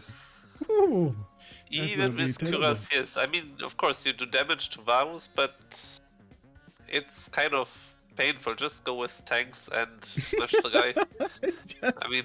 Yeah, don't play with your food. This is basically what Working Knight is telling us. Don't play with your food, secure it. You know? Yeah, I mean, you don't want that your opponent has a chance to survive, yeah? It's much more fun when you just roll through the land and take the Empire in 4 or 5 turns. Yeah, Cool Whip is calling it out. This is a helicopter rush. Oh my god. Okay. Yeah. Well, I guess we're gonna need to see if they're gonna let Okay, helicopter rush. The thing with helicopter rush, the thing I'm worried about, the curve of development on India is very low at the beginning, but it creeps up extremely quickly through the mid game. Like, we're gonna see him explode through the mid game, and this is my worry here. Is he gonna manage at some point to counterbalance, like get to that technology that would actually let him defend here, or is this gonna be just a dream that we have? I mean, I guess he has work ethic, that's why he has so much production and quite low culture, I guess. No, choral music. No, he's choral music, oh, cross-culture dialogue. So again, why has he only 39 culture? So he's gonna convert Maori, right? Get that science from him. Maori is gonna be extremely big. Then we're gonna have on the west side, nothing for him to convert here. So that's it. He's not gonna get to Persia. Let's be real about this. He's not gonna get on the other side of the map in the city. That's true. But at least he's making a holy site for religion for Gandhi. That makes sense. So probably maybe he wants to give him work ethic. Could be, or just Zen, like you said. Yeah, it could be both. Yeah, either one of them. I mean, you could also make a case for Jesuit. Why not? Yeah, just and look at these guys. Oh, it's so beautiful. And imagine you get chicken itza on top. Maori's land. Look at Maori's land. Yeah, Kupe likes Jesuit education. Rafif is calling out. That would also be good. How many era score for Alexis? Leech, good evening, sir, and welcome. Bonsoir, bienvenue. We got Alexis on 55 out of 61. It looks like he's not gonna go Dark Age here. Yeah, Alexis is not going for the funny. Yeah, he's not going for the funny. But it's so difficult anyways. I tried it myself 2 or 3 times, and it's really not easy to hit Dark Age second. Because you have your madrasa, and you're basically not allowed to get up your unique unit, because that would be another 4 points. And then you basically have your golden or normal age already. So you should just go for the golden age, and it's fine. Well, but you see, it's just a good game. Yep. I do notice Zanzibar has been taken down. Persia is going to move forward with his horses. That's going to be Nader Shah here moving forward with his horses towards Rome. We do have Persia, the other Persia, Cyrus, also just making a defensive line in Kumasi. Then I do have to say, to be fair, they don't really need to attack into Rome. They just need to fend off attacks from Rome and keep simming in between. Exactly. They should just neglect Rome, because if if Maori and the both Persia start to make units to pressure Rome, they will just derail themselves. It's on Rome's side to make units and push to derail the guys, so they shouldn't make the job for him. Whoa, I see quite a few points are pouring through DShark here in the prediction for this game. Okay, okay. Let me actually see on YouTube over here. Good afternoon, Headmans. Hello there, sir, and welcome. Shaka rolled you. Oh no. Yeah, I'm sorry, man. Shaka does what Shaka does. You know, it is what it is. Let me actually start the poll for the most important poll of the game here. How? Wait, can we get to 40 likes? Let's see. We start off easy. Let's go. Let's go. Start the poll. Let's see if you do, enjoy the content and you're gonna leave a like. Is he actually going to get Monasticos? I don't think so. I do notice Temple of Artemis is going to be built on Rome. And while we were talking about how they were approaching Rome here, I did notice also Audience Chamber on Rome, which is kind of a surprise looking at the position he finds himself in. Especially since we do have, for example, Erwan next to him going Warlord's Throne. Right? Didn't? Yeah, Warlord's Throne here. Look at that. Yeah, yeah. Built and ready. I think that would have been a good call, but I mean, if you have more amenities and higher population, you also get additional tiles that you can work, so you can make a case being okay as well. Yeah, are they struggling so much on amenities? Okay, that's a +3, that's a +3. It's not that much. I would say it's not that much. They're not struggling. But we have no Colosseum built yet, no? No, nobody didn't even put down entertainment complex somewhere. I didn't see it anywhere. Maybe Vietnam, because to be honest, with 5 cities, it does seem like he built a lot of stuff. No, he doesn't have a lot of commercials. I do see him putting down campuses. He's getting those that city to the east. 1, 2. That's it. 2 more cities. Okay, 2, 4, 6, 7 cities. He has a 8th city coming out from Tracheu here, so I guess he's getting to that magical number. 1 turning a market from his capital, and only on 37 science with 68 culture, especially next to Erwan's 5486. Usually the players have started moving towards a free inquiry golden age in the second era, so as we tick down the clock over here, everybody's preparing for the extra science coming out of the cities. It's not uncommon to actually see some theater squares trying to get placed here and there, so they can actually get that going. Is this gonna be a free inquiry? I guess it is gonna be a free inquiry, right, on most of everybody here. Anyway, yeah, it would make a lot of sense, especially for the people who are fighting. They need to get science up to get to stronger units. Yeah. But right now I don't have a good feeling for 100 science, and you only have 38. Oh, for and Alexis. You know the guy, yes. Yeah, and you know Alexis won't stop at 105 science. It will be more. He doesn't even have a single madrasa. This is his science without a single madrasa. Right. Not even one. I mean, that's just Arabia things, no? Yeah. No, we do have him acquiring already double the amount of points of science that Apology made throughout the game. Woo! Yeah, and look at this setup. It's so beautiful what he did, yeah? Yeah. The initial setup in Cairo, Sana'a, and Aleppo, and also the additional 3 cities, Damascus, Mecca, they fit so well into that setup. You know where the campus in Damascus is going, you know where the campus in Mecca is going. Yes. It's so beautiful. I really like what he did. It's just a pleasure to watch. It's so great. This campus over here on the Uranium. Oh my god. 3 By the way, holy sites in Gavron Plaza and 2 mountain tiles. Do you know if this Granada improvement gives housing? I guess so. Usually they do, but let me actually check.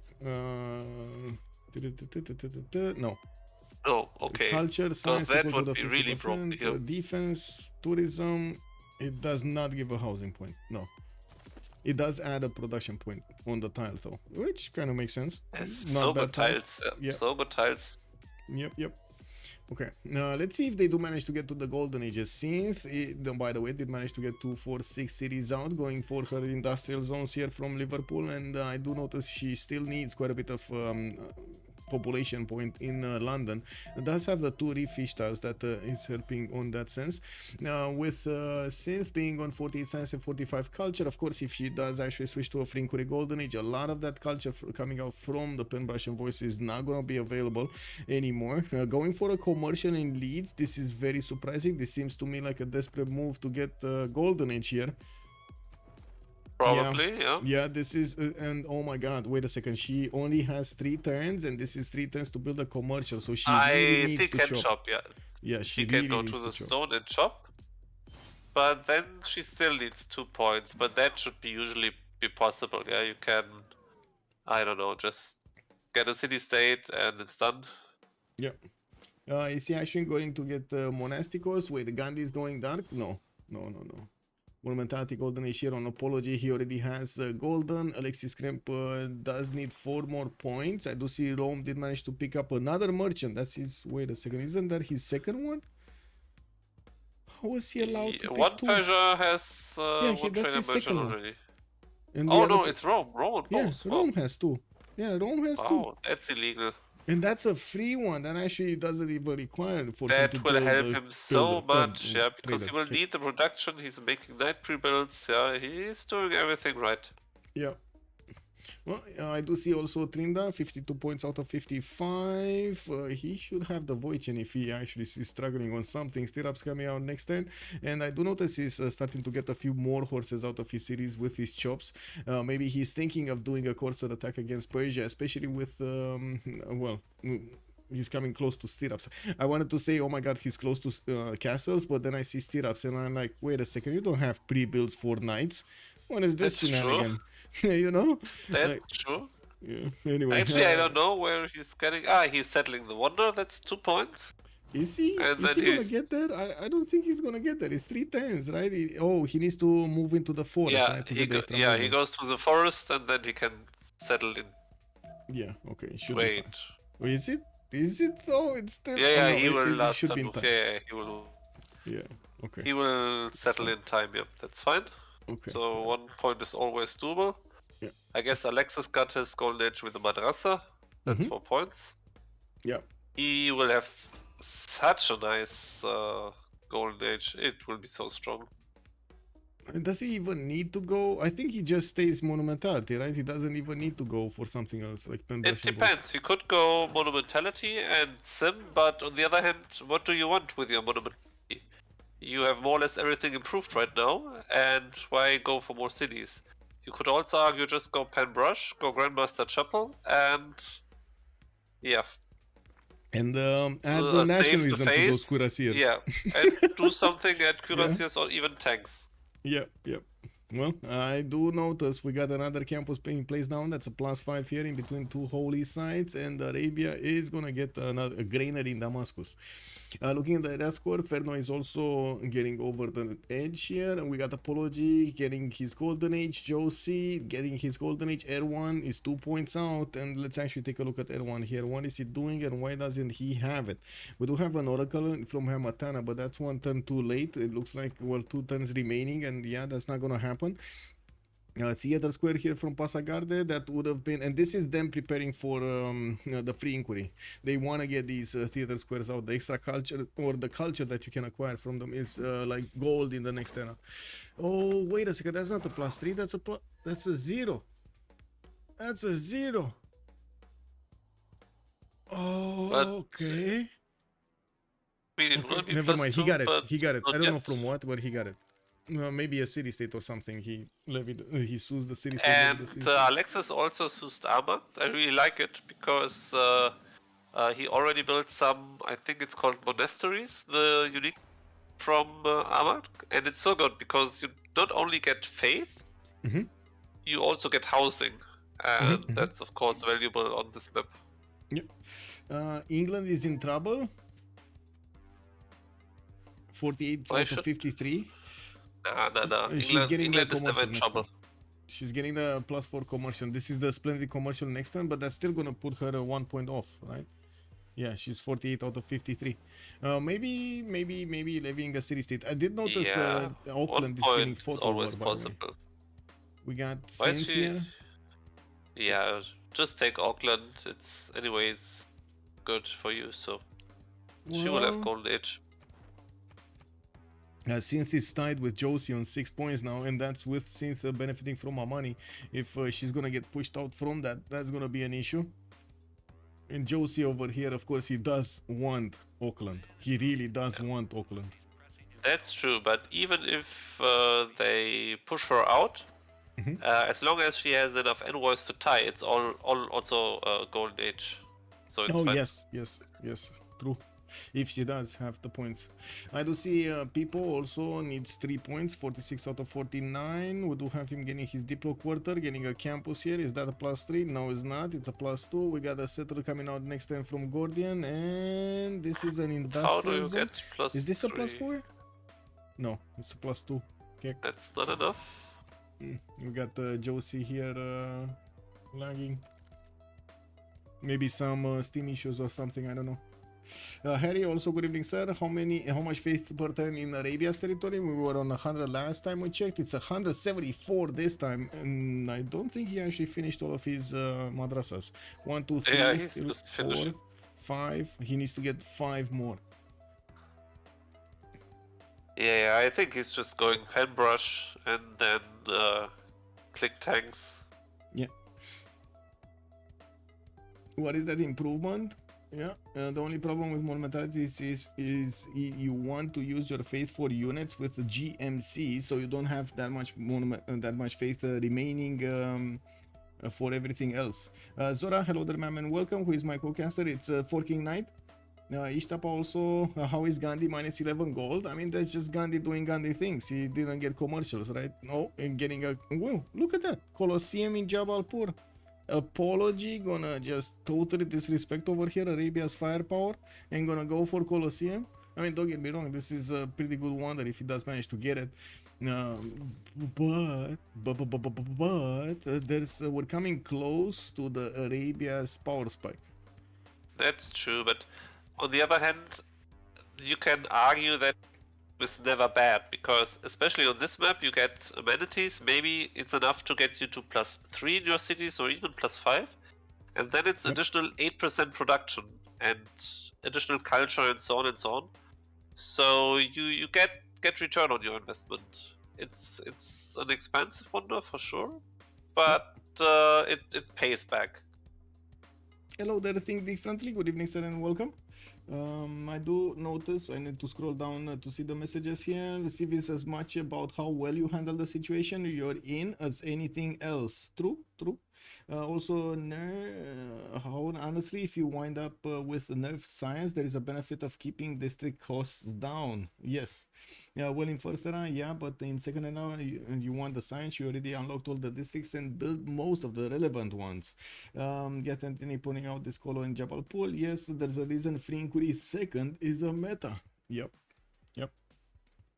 We have seen the players actually. Right now, I think they have a balanced approach on the free inquiry / pen brush and voice second eras. Whoa, 1 second, my cat is starting to jump on the door so she can open again. Give me a second. Yeah, sure. Hello, Destroyer. You are welcome to come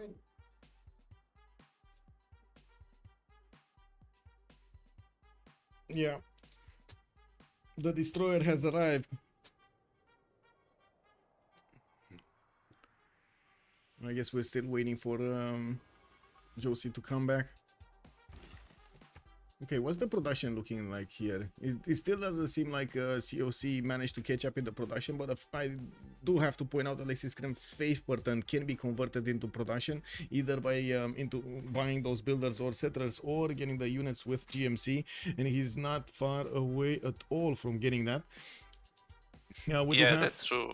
A lot less science in the general here from DShark with 57 on Kupe. Alexis Krempp is gonna boost everybody else to the science numbers in the science screen. I mean, 190. Yeah, Kupe will have. Whoa. That's really strong, and after getting Chikenitsa, it will be even more. But then at some point it will be kind of capped because his industrial ones are just kind of crap usually. Yeah. So he has a lot of tempo now, but. Yeah, but what's that +3? What's this? Hello? Yeah.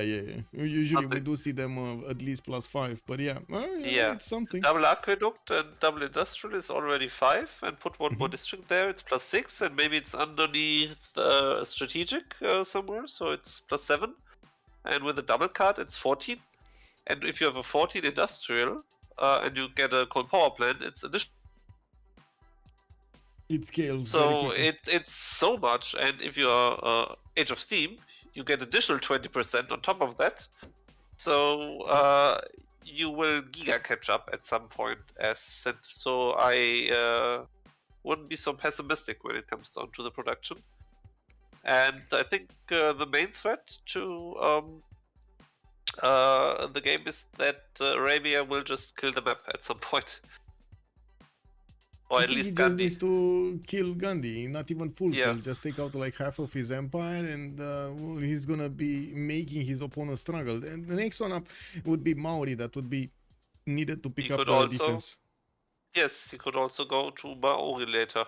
Yeah. Or even directly if he goes for helicopters. And he's quite fast there. I would imagine Kupe is going to have a significant amount of science in the next era. He might actually catch up to the science numbers of Arabia. And I do have to point out, when we saw Arabia in the previous games, we had a hard-coded meta of pen, brush, and voice. Very few were going with so much science in the second era. So right now, we do see a different overall meta than we had that time. I'm actually quite curious how Saladin is gonna fit into this. I mean, I'm not saying that India is gonna get those commercials up, but I'm pretty sure Kupe is gonna get that science from his Free Inquiry Golden Age. I'm pretty sure the Persias are gonna both get a lot of science from that, and we do need to see what India is gonna make up for this. Like with the new campuses coming out, and he doesn't really have bad ones, and with quite a bit of gold. No, he's not making gold. Okay, maybe it would have been something to get some libraries for him. And that's expensive though, very expensive. They're not making as much gold as I would have hoped. Oh well. How long have we been waiting for someone to reconnect at this point? I don't know. It's been some time. Also, Genghis Khan can't see any stats now. We don't. Well, there we go. You can see the stats now.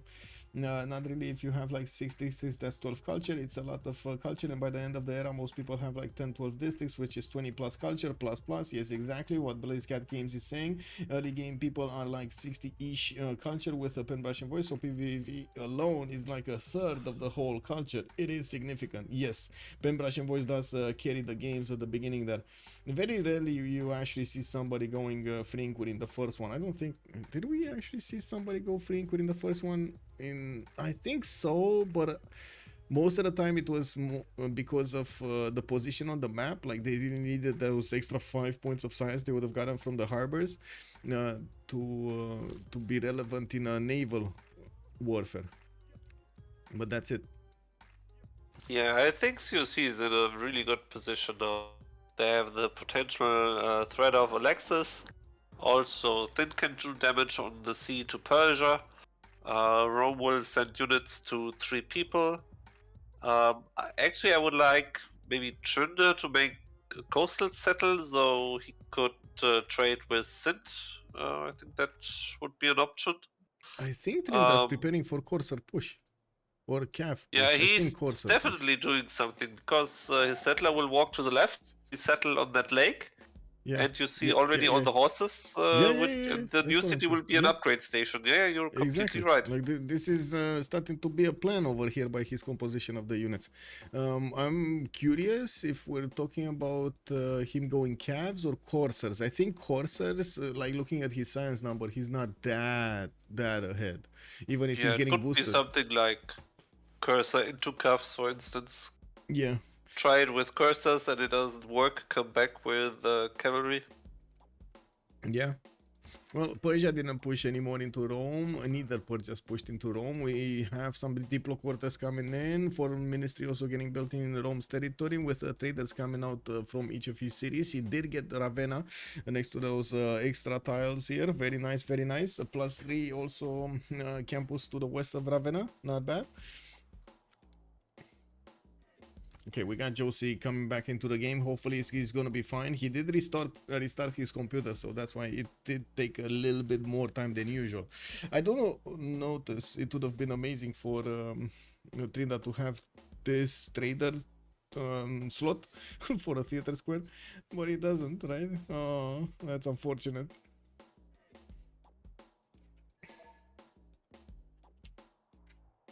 Okay, Magnus Internals makes up for food early, plus, Jungle Car, good evening, sir. Or if you have a bad city with no tiles in game. Okay, what are you talking about? Tetemenanki Civ sometimes? Okay. Wait, do you boost feudalism most games in FFA? I don't think anybody gets to boost feudalism. No. Like, other than the ones in 4v4s that are getting the boost from their allies, I don't think anybody's actively going to build 6 farms. Like, that's... Yeah, I mean, sometimes you boost it by taking a city-state, which already did, I don't know, 4 or 5. Yeah. Or if you went for Itaminanki, then that's also an option, and you boost it like that. But usually you just hard tech it, because farms are not a really great improvement before feudalism. Yeah. They're just kind of crap. But with feudalism and watermill, it's decent if you have a setup of at least 4 or 5 flat tiles. It's good. Well, I do notice since still needs those 5 points, and well, the commercial is gonna need to finish next turn. I'm actually quite curious if she's gonna manage to get to the golden.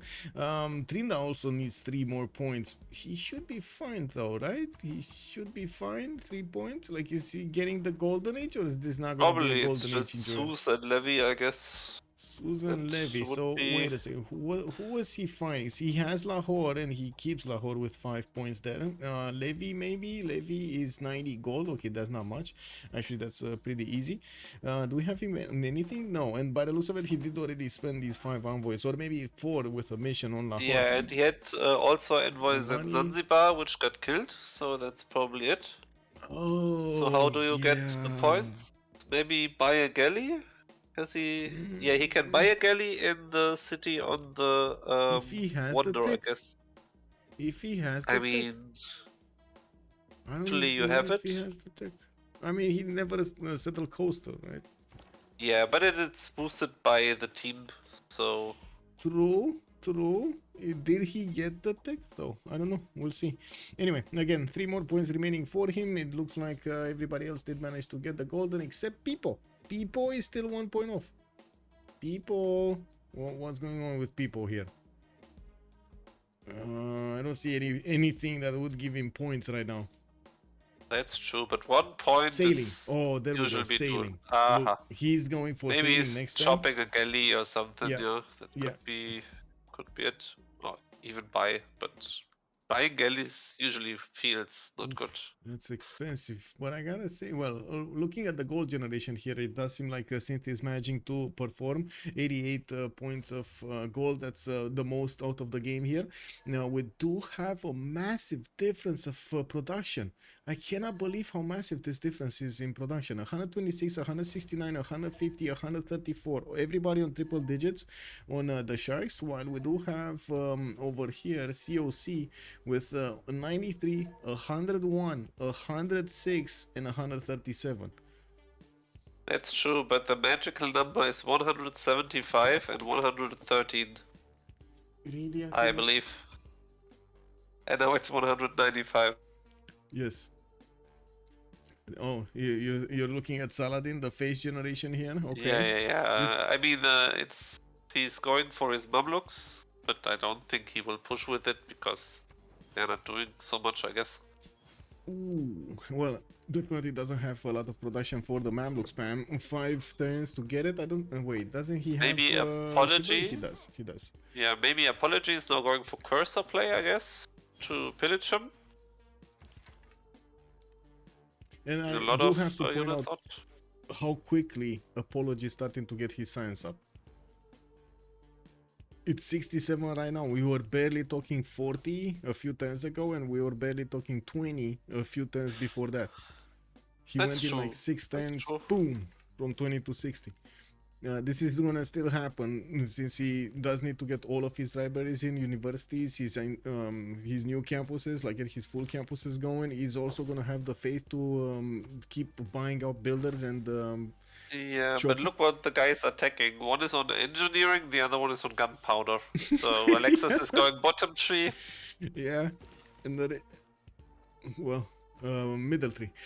Okay, this is the turn. This is the moment of truth. Trynda did get the golden 55-55. Yeah, what did he do? Yeah, he settled the wonder. Okay. Yeah, yeah, it's fine. Oh, right, that one. We actually pointed out earlier that he's So gonna get Sent that one. also had the golden age somehow, but yeah, people also managed, so everyone is fine. Everybody's fine, yes. Okay, so 3 turns universities here in Persia to get new libraries also. This is gonna create a major problem for Persia. We got horses from Vietnam about to go in to check out how the bars are in Persia, and they're gonna start a party in Zranka that might go on 24 hours. Yeah, that might be a problem here. Trynda is going for the party move. I guess he wants to have some fun now. Pillage something, maybe raise Ranka. Yep. Daniel Lundberg, good evening, sir, and welcome. Finally catching alive again. Welcome, sir. Welcome. This is the best tiles for greedy opening with 10-3 settler. Battle Cruiser, good evening, sir. Temenaki Civ6 can spam farms because the Temenaki gives farms +1 production. Yeah, that's but true. they still don't spam the farms. They only get like a few of them and that's it. Okay, when are castles coming in? Trynda is 4 turns away from castles, or did he get it? No, yeah, he did get castles. So that means this settler is gonna settle. And he can settle this turn. He can settle this turn on the 1-2 but it's if he wants. 3 movement. It's not 4. Yeah, but he can settle on the 1-2 off-rush if he likes to. Yeah, I guess so. But yeah. I guess he's he? going for the... No, I think he's settling it next turn. Yeah, brings more horses to the battlefield anyway. Gets them ready to be there in the borders and promote themselves. We do need to check what's going to happen in the World Congress, and I did notice, of course, Kupe did manage to get a great library. Next time he's going to finish it. Holy Side projects coming out from the lands of Maori to get a religion, and yes, we do have more commercials coming out from him. A bit of a surprise that he's going commercials, but I guess Eraskor again, and of course Reina probably getting doubled. Ooh, baby, this is going to be so much science. Wait, is he freeing? That's true. He is freeing. This is going to be so much science. But I mean, compare Free Ink Maori with, I guess, Penbrush Alexis. Yeah, 129 science, 103 culture, getting his Mamluks out, and GMC shouldn't be far off from happening. Reformed Church coming out in 2 turns. That's going to give him also the ability to go into the government for theology to get the discount for buying units. Wow, what more do you want? A lot of faith, right? That's what you want. A lot of faith. 225 faith points a turn. Alexis is 300 in the bank. Okay, Alexis is gaming. Yeah. In just a few seconds over here, we will see the Congress, and I'm gonna need to coordinate with Ray M. By the way, Ray M is streaming for the French community. If you guys want to check him out. Okay, and first we get this, we get this, we get this, and we're gonna have a pause for 2 minutes.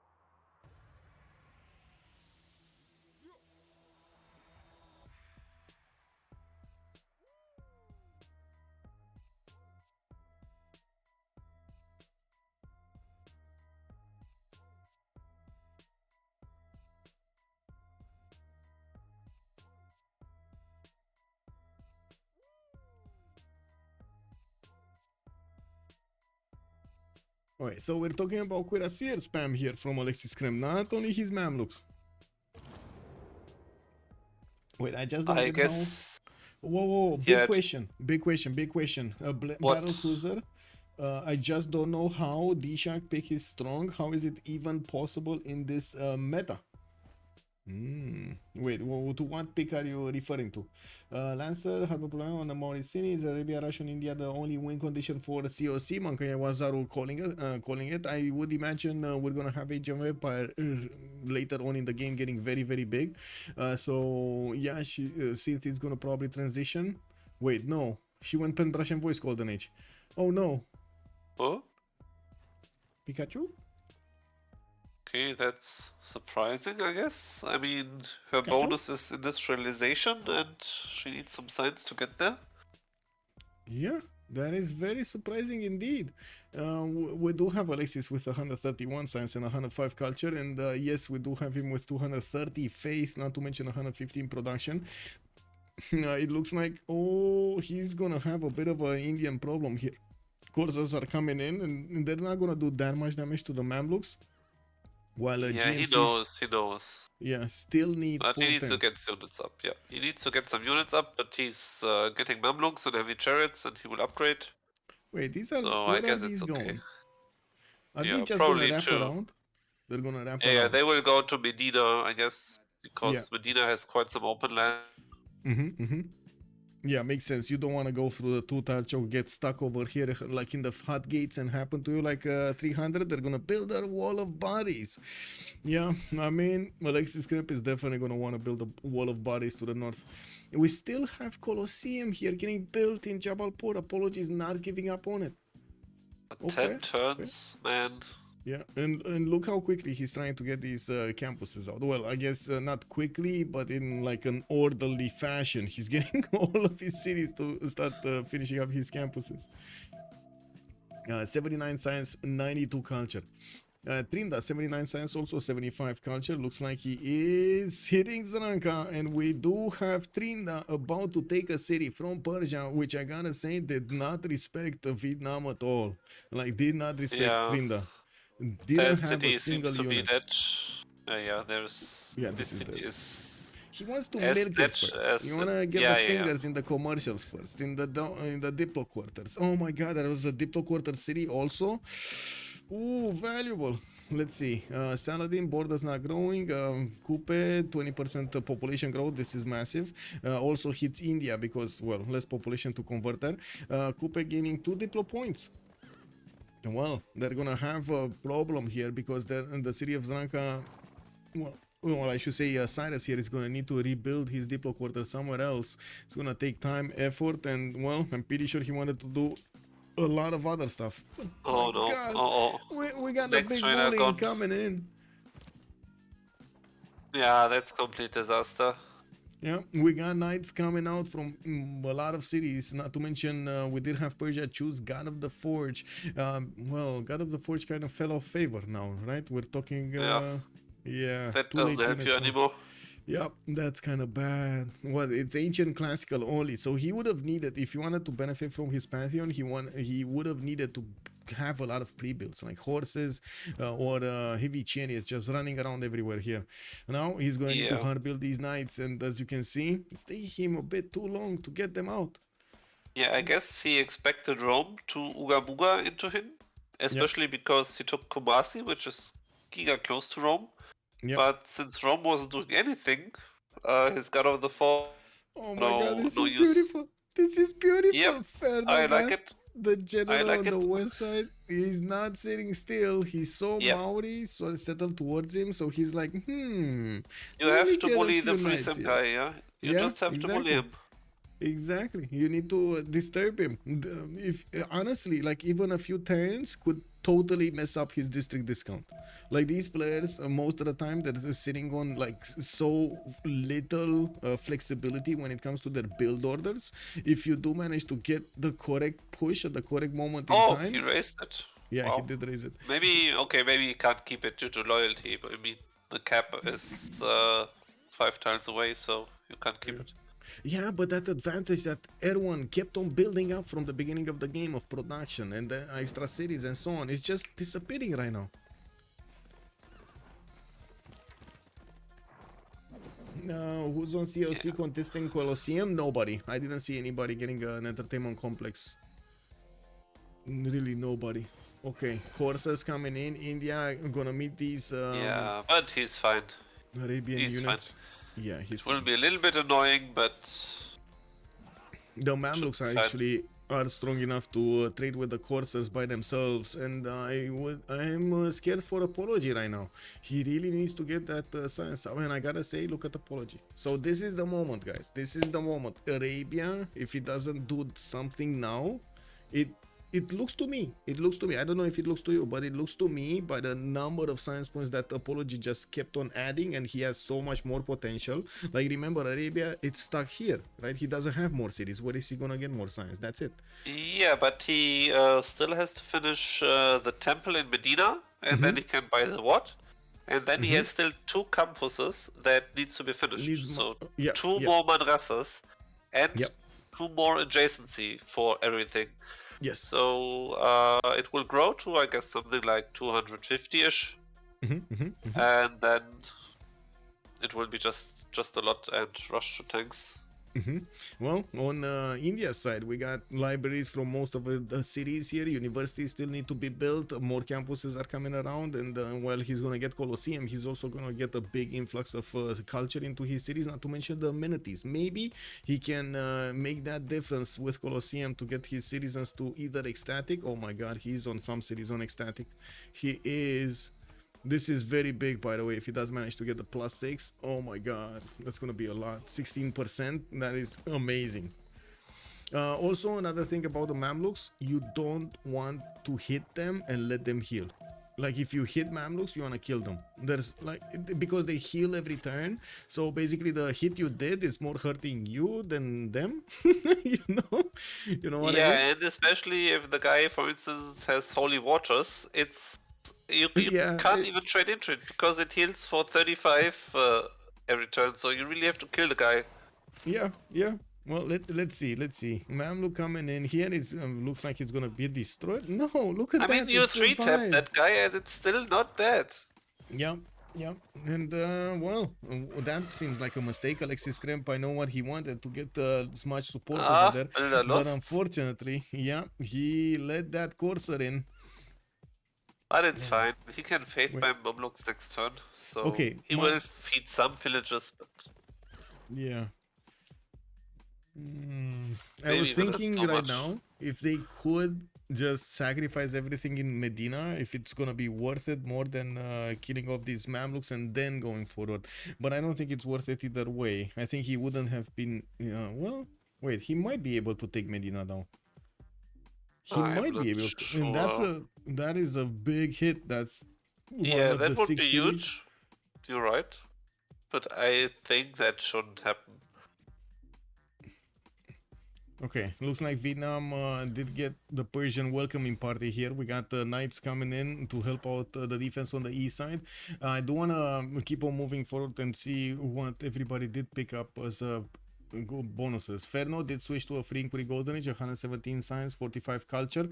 Did get his knights out, but did not upgrade. Actually, he upgraded and went to the east because he saw Persia start to upgrade Corsairs from the north, so he probably wanted to actually keep these up here.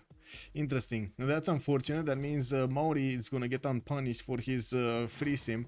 So of course Joce over here is gonna need to show everybody that he can free sim with Maori and be a god on the Highlands map. We got Apology also with a pen brush and voice this time. No monumentality, 91 science, 102 culture. Also got quite a few units. GMC coming up in 5, and the importance is gonna get Colosseum from Jabalpur. We do have most of his units already deployed to Arabia's territory, and they're doing a bit of damage to the Mamluks, but to be honest, they're more hurting themselves than Arabia right now. We're gonna need to see if they're actually gonna do something more than that just one builder that got taken from Medina. Erwan, free inquiry golden age, 91 science, 81 culture. This seems a bit low, quite a bit low for a free inquiry golden age, even on 101 science. I guess we do have some pillages from India, but he just lost one of his coursers for those pillages, and by the looks of it, he's splitting up his army. So yeah, he should actually go back. These Mamluks of Arabia are starting to follow him, and I do have to point out they do deal damage. They do deal a significant portion of damage to the coursers. That's true, but the push is over. He lost, I don't know, 4 units or 5. Yeah. And he got 2 pillages out of it, and not a single Mamluk died. with I think 2 charges. Yeah. Not just don't die. Wow. Pipo also on a Pembrush and Boys Golden, and she did manage to expand to 2, 4, 6, 8, 9 cities, getting his universities up, 107 science, 97 culture. Started to push a little bit into Rome, but to be honest, it doesn't seem like he's gonna break the defenses. Ferno here with the Knights should be more than capable of withstanding the damage. Even with the Legions, like even if he had a wall of Legions, they should have held the coursers. It's kind of hard to push without a lot of crossbows into these. Yeah, we do have a spy coming out from Aquilea. Printing also gonna be developed here on Apology. I would imagine Alexis Krempp already has it. And the big ring here, I gotta say the big alarm bell is Alexis Krempp getting metal casting next turn. That means he's just one take away from getting ballistics. That's gonna be cuirassiers over here. Cuirassiers are definitely gonna be stronger if the Mamluks are stronger than India's coursers. I made mistake 2 or 3 times. Never try to push a player with Gobustan. Yeah. Civ7 upgrade. Faith trading. Wait, faith trading in what do you mean? Actually trading points of faith? How does that? How that even work? Not gonna lie. How would that even work?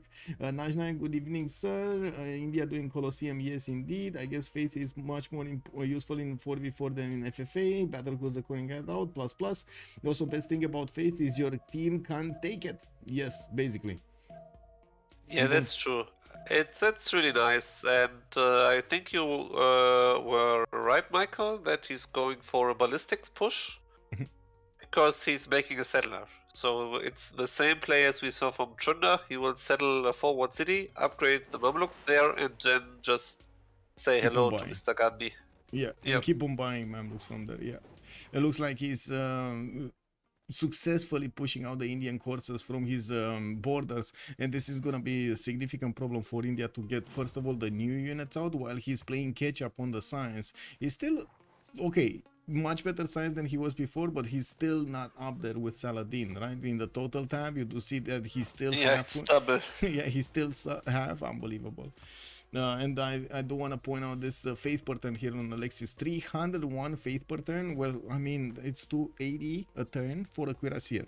In right, if I remember, with the Reformed Church. I don't know. I have 0 clue. I think it's it was 330 or something with without, and 280 with. If I'm not mistaken. Could probably be. Let's see. I guess there's no Gazagamu in game. Sorry, say again? I said there's probably no Gazagamu in game because that would make it even better, yeah. Even cheaper, yeah. Alcazars from Granada, those horses represented India's entire army, basically. What are these tiles in Cairo? Yeah, the Alcazars. The Alcazars are amazing. 1, 2, 3, 4, 5... 6, 7, 6 actually. The 7th, I don't know why I count. 7 over here in Damascus. Okay, got it. 7 wait. Yes. He's building. He even has 3 campuses left. I thought it was 2, but Mecca yes. Also. Yes, Mecca also has it. Yeah, there's quite a bit of potential over here. Now, looking at Apology, he's gonna have a problem. If the cuirassiers start to appear on his borders, he's gonna need to choose: get more science or defend and survive. I did notice on Vietnam, we do have a few Voichens coming in, but not enough to actually push through the remaining Persian defenses, or I should say the Persian newly built defenses, while Persia is finishing up his theater square. I can't believe this theater square got chopped so long ago and never finished. I don't know if you remember, but this was a chop that we were watching for the +3 if he's gonna get it, and now he's finishing it. But it's not even a +3, it's Yeah, it's not even a +3. Yeah, it's only a +2. On the west side, I do feel like Rome could have actually pushed Persia here quite easily if he managed to get a decent amount of knights going on the right, but he didn't want to stop the push from the north, which definitely makes sense. Persia gonna get his spies out, and I do see a single Roman knight is being sent towards the northwest. Now we do have a Maori building Chicanitza. And wait, is that a 6-turn Chicanitza I see here in Tehonianga Kupe? Ooh, 4 times Chicanitza? He's actually chopping huge. forest? Kick double, man. What did he chop? Yeah. I mean, why not? If you get it, you have so much production in your whole empire. So it's, I guess, fine to give up some chops. Yeah, I don't know about that. Kupe doesn't like to chop. Anyway, we got campuses, more campuses coming out here, and I do notice Joce is on 132 science. It looks like also Pipo did manage to get to 130. Erwan still struggling on 111, but he's making just as much as he needs to hold back Vietnam. We do have also Victoria managing to get his her foreign ministry here in London, and I do see campus research projects coming in. We're talking about Ibn Khaldun here as the scientist, the amenity, the happy scientist here, as people like to call it. While we did not have Newton being picked up, Imhotep did get recruited by Maori. That actually will help him build faster. Did he get it on something? I think he got it already, right? I think he used it already. I think so, yeah, I think so. Maybe Mausoleum? It's also great that Alexis got Hildegard von Bingen, because that's huge for her. But not Abu. He didn't get Abu. Yeah, that would be huge, of course, as well, yeah. Oh well, it's fine, it's fine. We got also the Mamluks starting to move everywhere. Some to the east, some to the west, some to the north. Looks like they might be going into Maori's territory. This seems to me a bit deconcentrated as a move, and I would really love to see what he's gonna pull off here. If he's gonna manage to clump them up and go against somebody concentrated. With Colosseum coming out next turn from Apology, we will have that boost in science with the culture, I mean, and we do need to see what's gonna happen in all of his stats, because that's massive if he manages to tick off that extra amenity there. That's true, that's true. That will be huge for him. Let's see, 105, 109. No campus, no library coming in, and look at that. He's forced to build units. That means he's forced to slow down his science acquirement. That means he's basically stuck here. Alexis Krempp is just gonna keep on having that advantage. Yeah, I guess he wants to stop it with pikemen going military, was it tactics? Yeah. Yeah.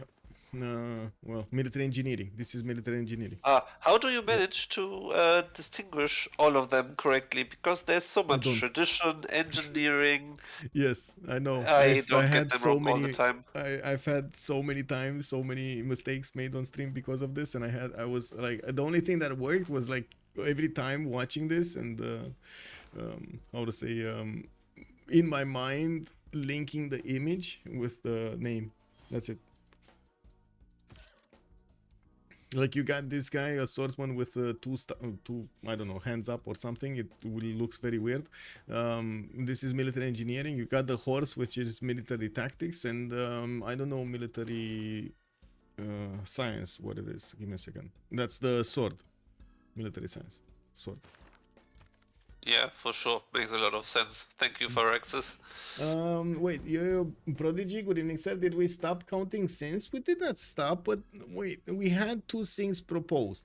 First of all, they let Kupe in. That was a proposed sin. It didn't really go through. It didn't really ring as a sin. Was it? I mean, we still don't know.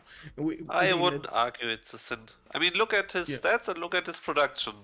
After Chicanista, he will have gotten a big boost in production, okay? 225, that's of course big. But on the other hand, Sint is on the way to industrialization, and then she will get her power spike. Overtake. Wait, why is she going machinery? Hello. Go top tree. Yeah, I don't know about this. Looks like England is gonna settle in the face of Persia, both Persians actually. Okay, maybe she needs to pay a little bit of respect. I get that. Okay. Yeah, she's gonna need some units to defend. Yeah, okay, that's reasonable. Yeah, she does have But, caravels, but it's not enough. Really not enough to stop an attack on your cities. You need your I own guess- shooting units or something. But I stronger guess units. if you just make some frigates, you could also put frigates down there and just shoot units. Yeah, that's definitely a possibility. Pyramids did also get built here in Vietnamese territory. In Oh Danang. wow, so Very late. nice. Yeah, nobody got it. Pretty good for Vietnam. Yeah, true. Especially because Vietnam needs a lot of builder charges to terraform the land. Yeah, and I gotta say this is incredible. Arabia is actually managing to two-shot these units of India and not taking damage on return. Look how little he's taking over here. He's extremely efficient with the trades. Yep. There's also another thing that I didn't mention. It's quite painful to work the +4 religious card, the religious wars card. It's very painful. That's true. That's You don't true. want to have it there, right? You want to have anything else other than that card in there. But you're forced to because you have an opponent that is using it, so you can't not use it, right? Yeah, it's basically like Oligarchy Legacy, but Yeah. in another way. But it's just base +4, and you need to run it because otherwise your units get slammed so easily. Ooh, Battlecruiser is making an interesting point here. The last game with Maori, I got 1,000 plus production before industrialization. I'm plus What?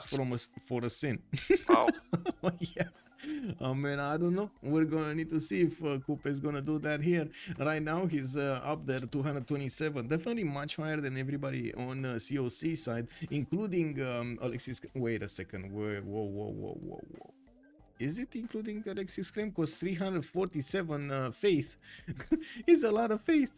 That's quite a lot. And look at him, And it will be now, more, it will be more. 219 signs. Oh my god, man, he's proving me wrong over here. 219 signs. He stopped India from moving. And I gotta say, the fact that he actually chose, they chose to attack each other at this point in time is hurting so much India.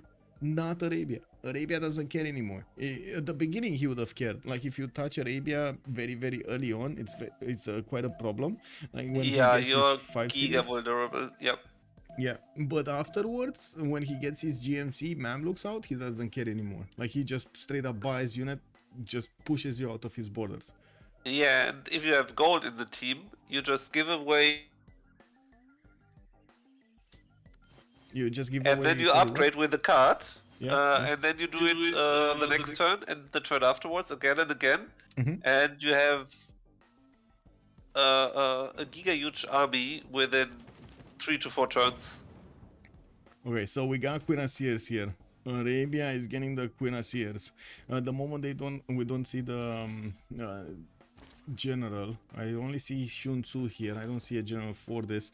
Let me take a look at the point. Renaissance Industrials, that's good, but I do see Arabia is only making one great general point a turn, so he's gonna need projects. He's getting some project, but it's only like one every few turns, so it's gonna take a while.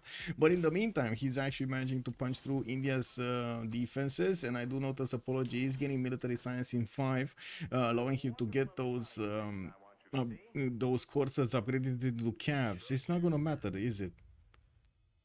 Yeah, It but is. right now It I is think gonna Alexis is only tickling. He just says hello, forces him to defend the tiles, make some more units, and at some point I think he will just go back, He needs upgrade, to get and back. Yeah, he's coming in Come with with a him. settler, right? So this is gonna Yep. be placed here somewhere, and then he's either gonna need to upgrade these ones on the right side and get them through that city to get into cuirassiers, or get these back. I guess we'll see. We'll see which one of the two he's gonna make. He still can't do so much damage with the Mamluks, and I think that's the reason he actually wanted to keep going. The Mamluks are just crazy strong. 69 strength against a Corsair 60. This is crazy Yep. strong here. Crazy strong. that's Whoa. just Mamluk stuff. It's just a strong unit, not gonna lie. Yeah. Did England get a golden? Yeah, everybody did manage to get a golden age. Yeah, everybody did. Pipo, Pembrush and Voice golden age, by the way. He has this science with Pembrush and Voice golden age. 147 science, 109 culture. Not bad, but Alexis is 258. Gives us a different perspective on the game here. We got Persia upgrading some units in the north, not going towards England's territory. Looks like England, well, is still Okay, scouting, he's- having vision over here, but not doing much. But at Oh, least there we go. People has to respect. He's building a bombard. Ah, there is the C-Dog. Yeah, the pillage machine is coming out of Liverpool here. Yeah, we also see people did manage to pillage one of the mines of Synth. He might actually get the second one. Yeah, there we go. He did manage to get the second one. That's a good return on that scout. Okay, looks like Rome did also manage to recruit John Dark and Ethel fled. He is after the traders. I do notice Maori will have the opportunity to settle Uluru or north over here, so he can couple his economy with Persia later on, but it's still gonna take time to get there. And in the meantime, he did finish his Chicken Itza. We're talking about 241 production right now on Joce with 148 science. I gotta say, I was expecting a lot more. More. Can we check what religion he took? Because he's also going now for Mahamuni Temple to get more missionaries. Jesuit and missionary zeal. Yeah. Okay, he will get 2 additional apostle, and I think they are straight going to Gandhi to give him. Okay, he did give him. What does he have? Shinto. We got a Shinto here. Yeah, that's Shinto. Yeah. So yeah. Yeah, that makes a lot of sense, of course. Yeah. Actually, I see the missionaries here. 1, 2. Yeah. Terracotta Army also coming out next turn for Apology. He's gonna get a promotion on each of his units, and usually that is used for the spies, as he does not have a spy. Oops. I think he has a spy, but it's traveling. Oh, he made one in invisible. Cairo or Aleppo. I think there was one around. Yeah. Oh, look at Ferno go with the settlers. Are these escape settlers? Wait, what? It's a little bit early for escape settlers. Yeah. Wait a second, are we talking why about... is he afraid? The guy has good science. Why should he be afraid to die? Yeah. I do notice both Pipo and Erwan are also going for ballistics over here. This is not usually how it goes, right? The players don't want to go industrialization, and well, looks like the conditions of the game are forcing them towards ballistics. Yeah, Vicky's not going into this, so she will get her bonus triggered finally. Battlecruiser, why is terracotta instead of why it is terracotta instead of statue? Well, I'm pretty sure Maori is gonna get the Statue of Liberty, or a Statue of Zeus. You're talking about Statue of Zeus. That's a good question. Why did he not get Statue of Zeus? KW. You can get both, no? Yeah, you can if you have the time. I think that's the question, right? Why didn't he get it right now? But anyway, you do see India's ability to get a lot of units out is coming in full force here, and we got so many units coming out of these cities. Can't really push back the Arabian units, but he is gonna manage to withstand multiple attacks now. More support is good here. Okay, let's see what Apology is gonna do. He's 3 turns out for military science, still will need his ballistics, and I do notice we're starting to have the countdown timer until the next session of the Congress. We do have also Maori scrambling a few units in Kapiti. He was afraid that he might get hit and did manage to get a few of those there to the southwest.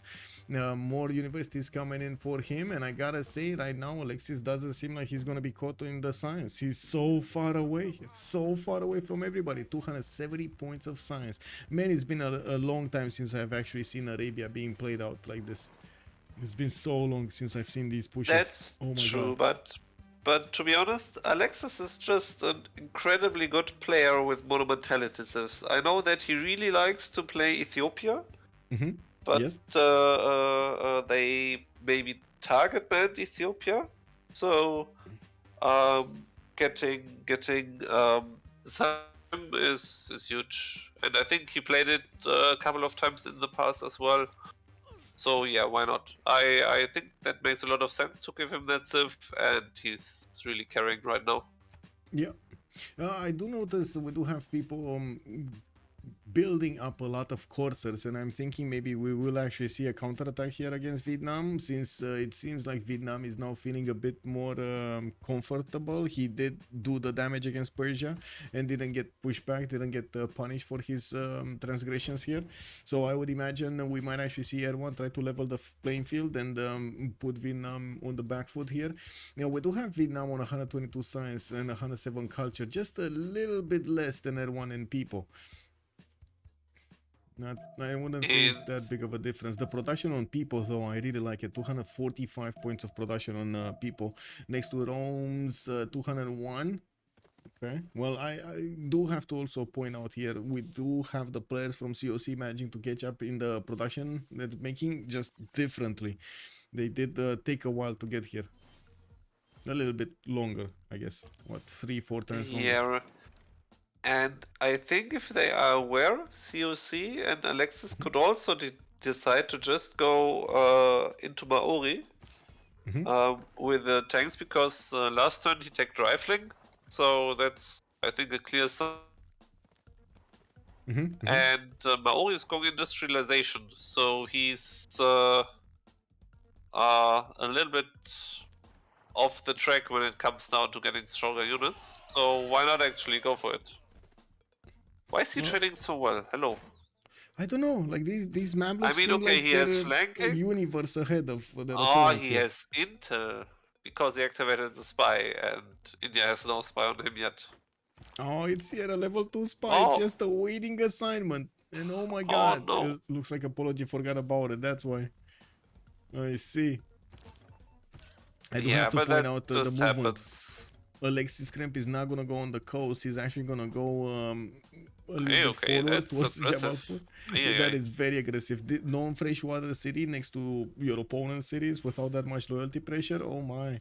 Well, we do have him also very quick to get his ballistics. I would imagine he's gonna get to upgrade field cannons, and I gotta say field cannons are gonna help him clean this up.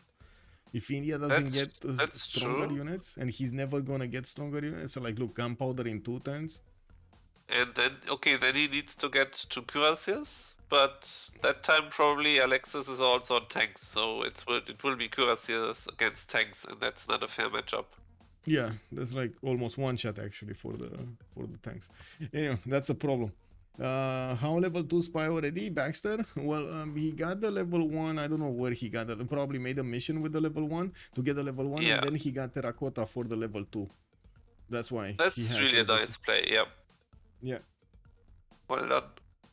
Battlecruiser pointing out that he's going for that industrialization. We do have the shipyards coming around from the majority of Maori cities. 246 before industrialization on Maori. Gonna get next turn with mercantilism also coming out in 3. Ferno did start to push Persia, and I did watch, but I didn't point it out. He's gonna have 2 or 3 turns above Pipo here to get his ballistics. As you can see, these knights do not have the button to upgrade into cuirassiers. I think he's just waiting for Erwan to boost him, and then he's gonna click on buttons. Is he gonna get to upgrade them though? That's the question. Well, this just popped as a knight. And let's see, Ferno. It's pushing in, or there we go. We got the cuirassiers upgraded here. I guess these courses are just gonna be fodder for the Roman units. Meat. There we go. Another one going down there. I don't think he can push more though. I think this is that's where basically it stops. over. Or it should be where it stops, because to be honest, I see Rome is flexing a level 2 field cannon over here, and this bad boy, can do so much damage. Oh, look at this 82 damage. He has more knights and heavy chariots he can upgrade, so I guess there's not much happening. Wait, whoa. Wow. Erwan going in. That was unexpected. Erwan going in from the other side. Looks like Ferno exposed one of his flanks over here to the east side, and now Ferno is gonna get to rip away that gold from his mines. And we do have the Persian units just getting ready to stomp. Well, they're not that strong, to be honest. He's gonna clean this up. It's just gonna be painful because he's losing a few tiles, and I guess Ferno decided that it's worth for the trouble. Whoa. We got more units here. Are we getting bamboozled again, or is this gonna be the one tile choke victory? Because, you know, we've seen it before on Rome, right? We thought... shouldn't fall. That can hurt if the guys are coming in. I don't know what happened over here. How did Rome not go and take down Maori cities and attack into Persia, which he definitely knew that Persia is gonna have a defense? I don't... Me no comprende. Me no comprende. How, like, what happened? I'm Why was also not decision so changed? sure. I think why not just make 4 or 5 knights and send them Yeah. to Maori and just see what happens? I'm sure. Maybe you can get some pillages, then you already had a good play. Yeah. Because actually, if we look at the GPT, they're kind of struggling. Mhm. And especially if COC wants to finance the tank upgrade for Alexis, they need to get pillages. Yeah. Yes. Well, that's gonna be Arabia, no? That's Yeah, gonna be yeah, yeah. Arabia going in. I mean, that's always the thing. If Arabia is on your team, it's kind of difficult with the gold. Yeah, I mean, he doesn't even have the gold to rely upgrade his cuirassiers right now. He Yeah, needs to rely on true. Mamluks. Not really ideal. Okay, Raka got settled. We got him with only 200 gold in the bank. That's not enough. Looks like Vietnam just went in and pillaged one of the tiles of Apology. But I gotta say, Apology does have a significant army now. Crossbows, and look at the composition. Crossbows behind these stronger knights. Unfortunately for him, these stronger knights are not gonna be the same level as the cuirassiers. We'll see. We'll see. Yeah, how but he quickly. has cavalry now, so Yeah, he there's should not be so much a bit happening. better. And he has the level 2 spy, so he has +3 intel. Yeah, that is magic right there. That is magical right there. We do have him losing 20 gold, while Alexis did manage to stabilize his gold per turn. He's getting some armories and putting down commercial hubs for the markets and the traders, finishing up his madrazas for the more science, and with 277 he's definitely good to go. Apology is still on 135, somehow Arabia managing to be double the amount of firepower here. With Mamluk cores, it looks like the Mamluk cores should be strong enough to push into the Indian calves. We do have a problem here. It's only Shun Tzu. The cuirassiers do not get bonus. We got a Mina that needs to get onto the front line, so these calves can actually do the damage with the general bonus. Okay, what's happening in Rome versus Persia? Nothing. Rome did manage to push back the Corsair course, and by the looks of it, only one mine got disturbed there in the library. No, a university, not a library. Okay. Okay, east side, nothing's happening. We got Corsair cores upgraded here from Erwan. I think these are protected from vision, right? The synth should not see these. Yeah, they're protected from the vision. We do have England just out of the... and wait a second, wait a second. Is she gonna take the city of Tushpa with a single Sea Dog fleet? That is certainly possible. There's a horse and a Sea Dog fleet. How many times do you think he needs to attack into the city center? She needs to attack into the city center to take it down. Like what? 2 times? 3 times? 3 times, I think. And this game looks fun indeed. Nuclear Ancor, good evening, sir. I don't think that you take the city right now, because okay, you do damage. Yeah. But there's also Bombard, which is kind of annoying. Well, yes. If Persia's gonna get a bombard, I don't see him benefiting from a bombard. I don't see any unit that could attack into the Sea Dog fleet. I mean, he should learn from his Persian brother. There is a bombard in Mashhad, but not one in Tushpa. Yeah. But Well, I guess he doesn't here? know that there is a Sea Dog, because you don't see the guys. But actually, this. No, never mind. Like Cav cores right now, I'm gonna push that city strength way too high. Yeah. This is gonna be okay. This is too late. The English, unfortunately, attack is too late. Okay, Persia not doing much about Rome, and Ferno, by the looks of it, is not getting another army on the west side. He did manage to settle next to Arabia, so he can trade with him. That actually takes away cities from Arabia, but I guess it's fine since Arabia's learning to chew through Indian territory here. But I gotta say, even with 300 science, Alexis Krempp cannot push. Cannot push. Like the second the calves go in, that's it.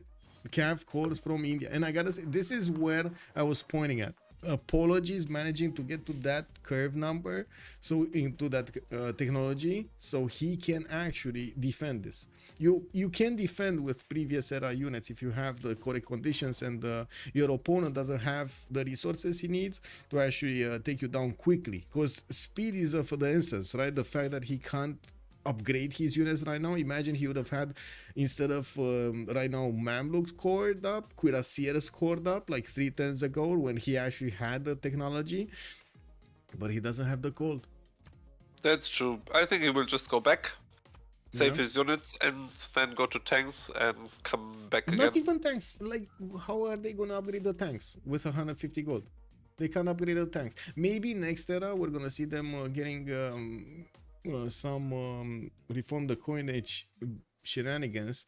But I gotta say, this is why international trade routes are important on the water. If you don't have international trade routes on the water, your gold is gonna be funny like this. But I guess neither team can do the international trade routes on the water, can they? Yeah, neither team. I mean, can. it will be better when Trynda gets railroads to Vicky. Yeah, the same can be said about the Persias or something. True. You know? Yeah.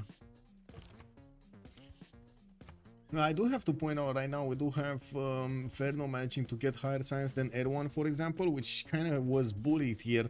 I was expecting Erwan to keep on settling this south, but it looks like he didn't want to go. He didn't want to jump, and looking like he's trying to get through that one Vietnamese courser.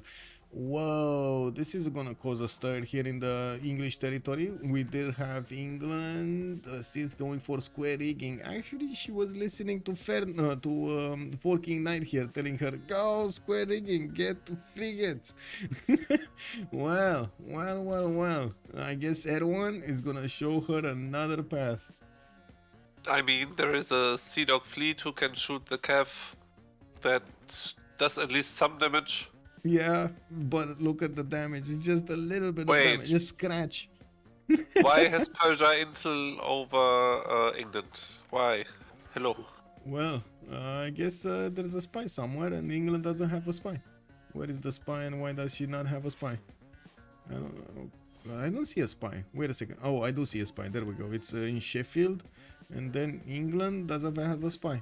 Yeah. Yeah, but that's a mistake because there's literally only one player that you, and that's Cyrus. So just get a spy up. Yep. You always need to take care of that intel on your opponent's movements every time. Let's see who did manage to pick up Ibn Khaldun and Newton, because it's been a while since we've seen this. So Arabia, that's why he actually did get a big influx of science. Just got a free library and a madrasa in his campus of choice. Amazing. While Rome did get Ibn Khaldun for that extra bonus from his happiness. I wouldn't imagine his people are very happy, but I'm gonna check anyway. We got +3s coming in everywhere. Okay, not bad, not bad. And Newton is so huge for Arabia because he was finishing 3 campuses. And free madrasa. It's not only science, it's also faith. Yeah, so it's also more units. 289 faith a 10, another madrasa finishing up, and he's getting those wave of commercials. He's gonna stabilize his economy pretty quickly here. Steel walls finishing up next turn. Also, he's gonna want to get that refining into I would say into combustion, and I'm pretty sure he's gonna want to upgrade these units. I don't know if he can upgrade. Oh, I think he can. Wait a second. They have them. Yeah, they're keeping gold. But they will need gold for Vicky now, so Vicky is not feeding pillages. That's also important. And look at Vietnam trying to pillage everywhere. We got the corsairs just trying to get in everywhere. The sneaky boy, yeah? Yeah, it's very important, very important. Okay, looks like the Persian Cavs did manage to push through that Corsair, and I do notice Vietnamese units are also showing up here to the city on the city of Hue. We do have a massive army from Persia that could get upgraded into Cuirassiers, but gold is the issue, and him having the core ability does allow him to core these up quite nicely. But there's a problem with the cores that, well, first of all, you turn 2 units into 1, so basically you do have half of an army in total numbers, but they're stronger, and they're not significantly strong. Okay, I guess proportionally they are stronger, but there's not that overwhelming damage being done over there. And I've seen a lot of the times the players do stay away from coring up their units if they don't need to, because having 2 units is quite an advantage. Yeah, you're actually totally right. That's something what often because Spain can make fleets and was it called, armadas earlier. Yeah. But on the caravel fight, you usually don't make so many fleets already, because the issue is you have less boats, so you control less tiles. Yeah. And the other guy just flanks you, and then just gets +5, +6, +4, +6, +8. And then your +10 is not so much important anymore, and you just don't have the units to control tiles, to control chokes, or to flank other boats. So the numbers better as well. Many times also you have this nice play that you attack with a singleton unit into something, and then you use another singleton unit to core the attacker up, so the tile is free and you can slam with another singleton unit. So that's also a nice mechanic, and why it's not good to core up too early. We had a question here from Battlecruiser asking how many theater squares Maori has. I honestly thought he would just spam them out in most of his cities, especially these ones that do have a lot of forest and rainforest on them, but he did actually not. We do have him on one, 2, 3. I guess this one, it hasn't been built yet. That has to be built. Yeah, and he has another one here. That's it. 2. True. Yeah. Weird. Very weird. And Battlecruiser was asking for a Civ6 for this. Not gonna lie, I'm kinda tempted. Yeah, I mean, this seems bad. But anyway, looking at the production, we do have him on 400 points of production, 200 science. He definitely did something well this game. Foreign Ministry finishing up in Tehoniaganuia Kupe, and well, I do see him defending against Buenos Aires' units, which is a Roman Suz city, a Levit city, Suz city, I mean. Okay, Arabian Mamluk cores are not strong enough to punch through, but they're gonna get the upgrade soon. We do need to see when combustion 2 turns. Combustion 2. Yeah, that will that's hurt. also next era, and this is very big. In next era, if they do manage to get that reform the coinage, oh baby. Oh, and he gets Millie Academy up in Cairo, so he can buy core. He's not getting That's also good. Since he's not getting it. When is it next turn? Yes, she's not getting it. 85 out of 91. No, that would be illegal. That's not. No more Pembrasian voice on Trynda, so lower goal per turn. That would be so important, because that's the time where you need to reform the coinage to get the gold up to finance all the upgrade stuff. Yes, and Joce will get it.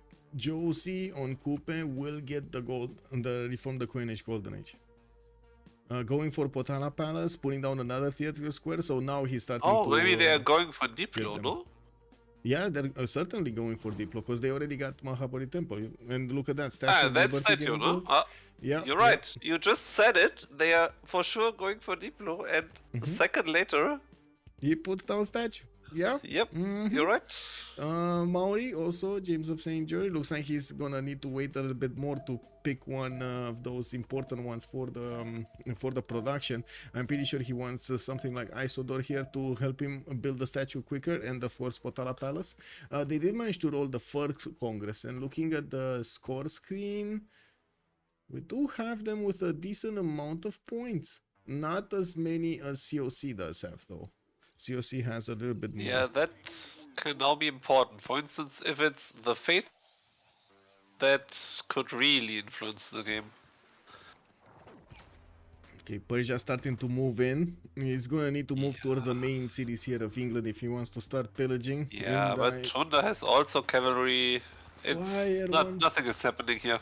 Yeah, well, I'm actually curious. Did he on purpose keep that cav core on the coast so he gets shot by the sea dog? So maybe actually, yeah. Maybe. Whoa, Trynda wanted to get in there. Erwan much faster on the buttons. Did keep his general alive, and Trynda just walked into a trap.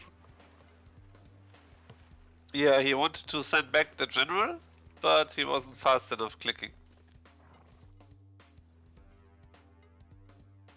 If she got free inquiry, she could have hit industrialization. Yes, plus. Also Linda, yes, maybe could be higher, but still very high compared to the others. Talking about the production of Joce here on 495. Okay, do we have tanks? We still don't have tanks. I gotta say, Arabia, well, he could just buy tanks next turn, right? Doesn't really need to upgrade the commandos. It's just easier to upgrade them, but he could just buy them. I think ideally he would like to buy in this cap Cuirassier course and then upgrade. Wait, But in Medina, yeah. Or Sana, where he has in cameras, right? You can buy the cores up. Yeah, the incumbent is from the cap. It's not a. Wait, really? It's from the cap? Yeah. It is from the cap. Oh my god! I thought it's like because it's second tile from Medina. I thought it's in Medina. Wow. Yeah, I only saw it because last turn Cairo was building a military academy. I see. Well, eagle eyes over there. Got it. Yeah, but Apology needs 3 turns for rifling, and then he needs steel, he needs refining, and he needs tanks. He will never ever get to that tech. If they can upgrade Alexis next turn, that can be pretty badly for him. They spent the gold. Wait, they spent the gold on Trynda to upgrade his calves. Anyway, let's see what's gonna happen in the Congress, and we're gonna come back to talk about what they did there. Ooh, it's another me.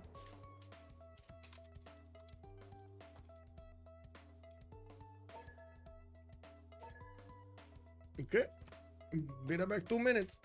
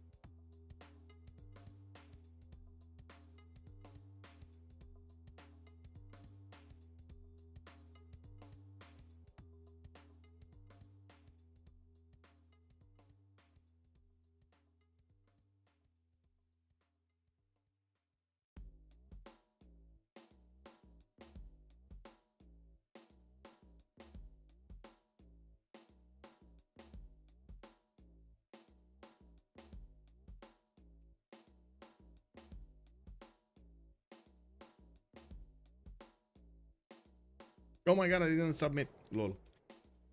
Just realized I was watching the screen from the other room. By the way, Forking, I was watching a movie today from YouTube from Sabine Hossenfelder, I believe it is, from Germany. Do you know her? How is she called? Sabine Hossenfelder. I believe she's like unbelievable, one of physicists from your universities, like a big one.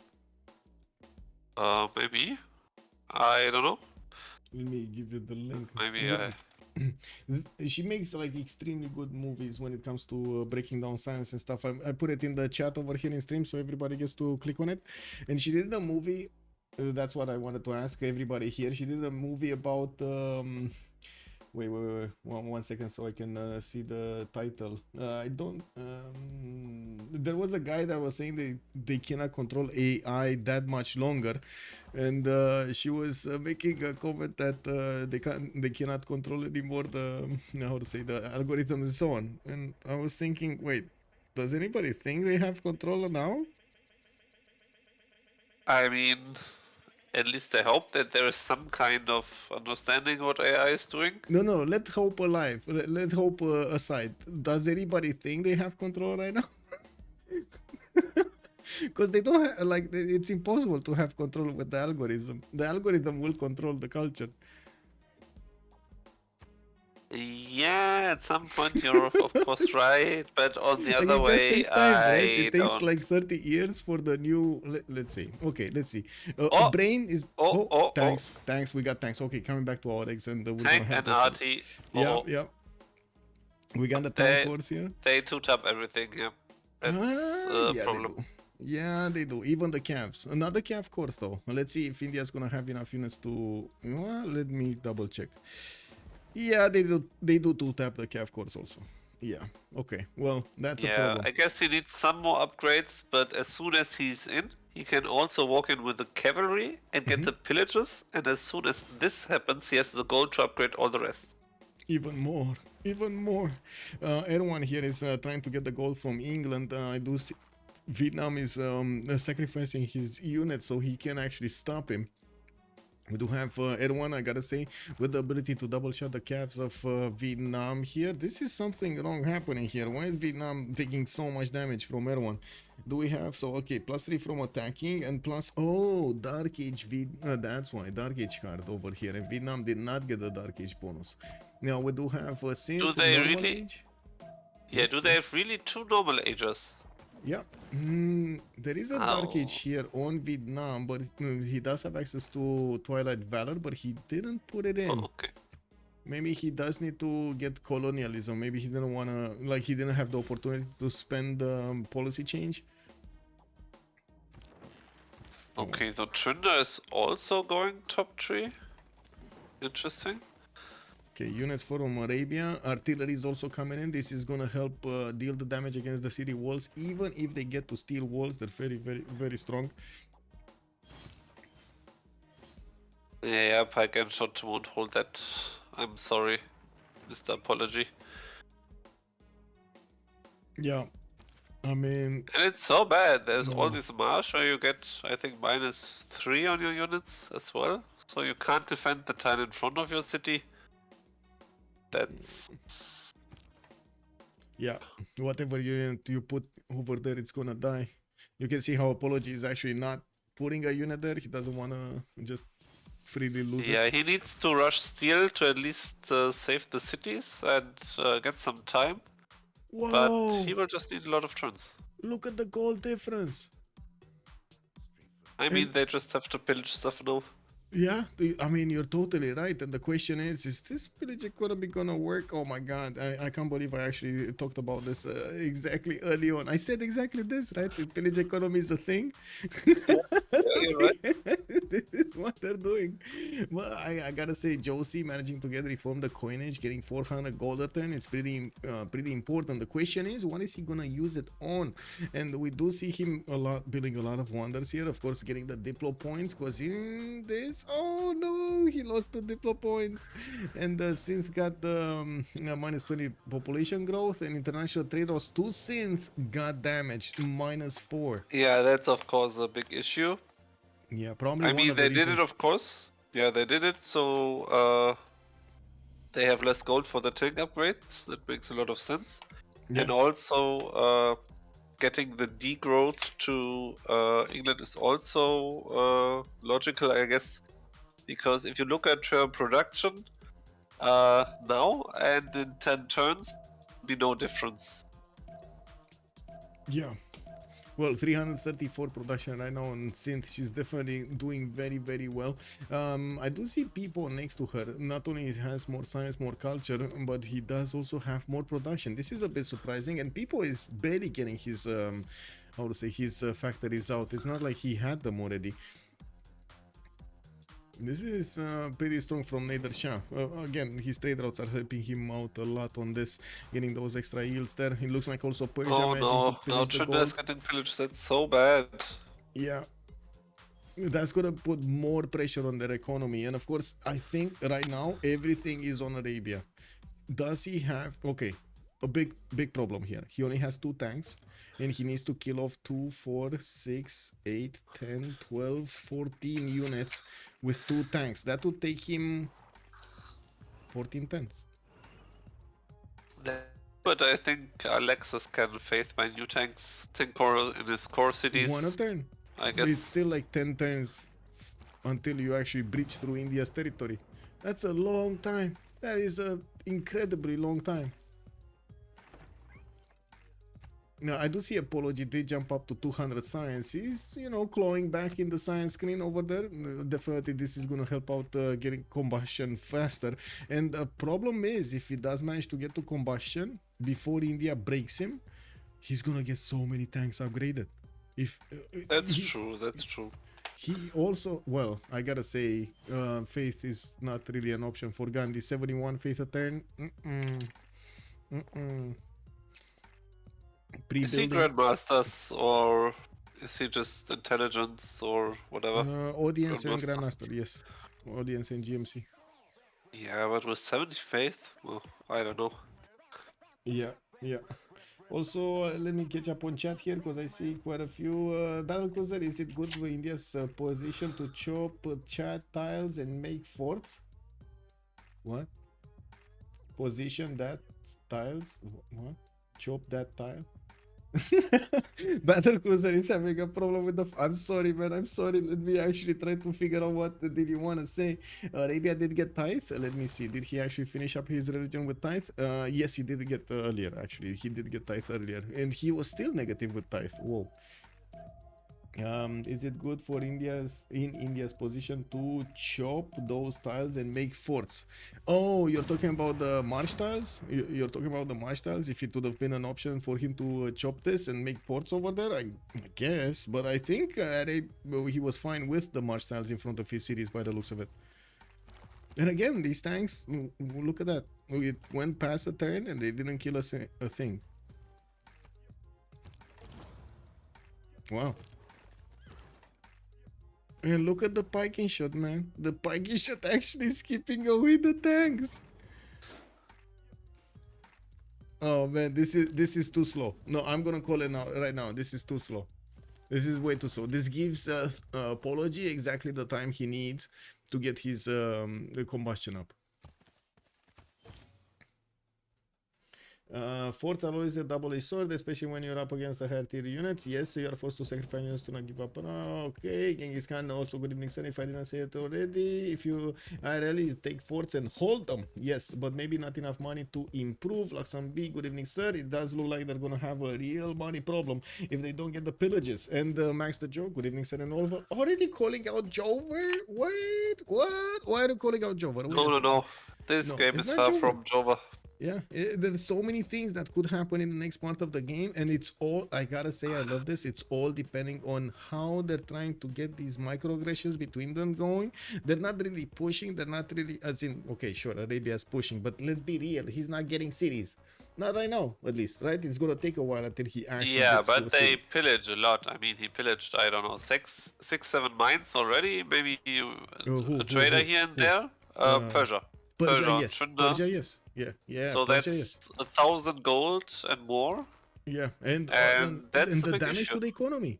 The damage to the economy, right? No more traders. That's a lot less yields everywhere. Food production is gonna get hit. Also, the gold per turn, the GPT. And DShark can now save the gold to upgrade Gandhi. So then he's fine. That could turn the table once again. Thank you so much. We got to 40 likes. Wait, we did get to 40 likes. We are also missing like 16 to get to 100 concurrent. Let's go YouTube. Oh, getting back. As always, Arabia can't push without money. I think recent changes to other Arabia for maintenance made him even better than the Desolator. Yeah, you're not wrong, but still players do prefer Vizier over here, over the other one. Well, I do see the first tank might go down. Wait, is he gonna go down? Is it actually gonna go down? I think he opts for one more slam to get the promotion and then go back. Well, that's 1 point off from getting a promotion. This feels so bad. Oh well. Again, keeping these tanks over there in the marsh tiles are putting them in danger, and we do have the Indian units just keep on chipping away the tanks. There is a point in time when you need a lot more experience on your levels than you can handle the damage from. So for example, getting level 1 it's quite easy. Getting level 2 is harder, and you don't always get it. That's why you don't see that many level 2 units all around. And then level 3, it's almost impossible to get it, to get so many hits and do so many things to keep that unit alive. If you're in a trading war like this is basically a trading war.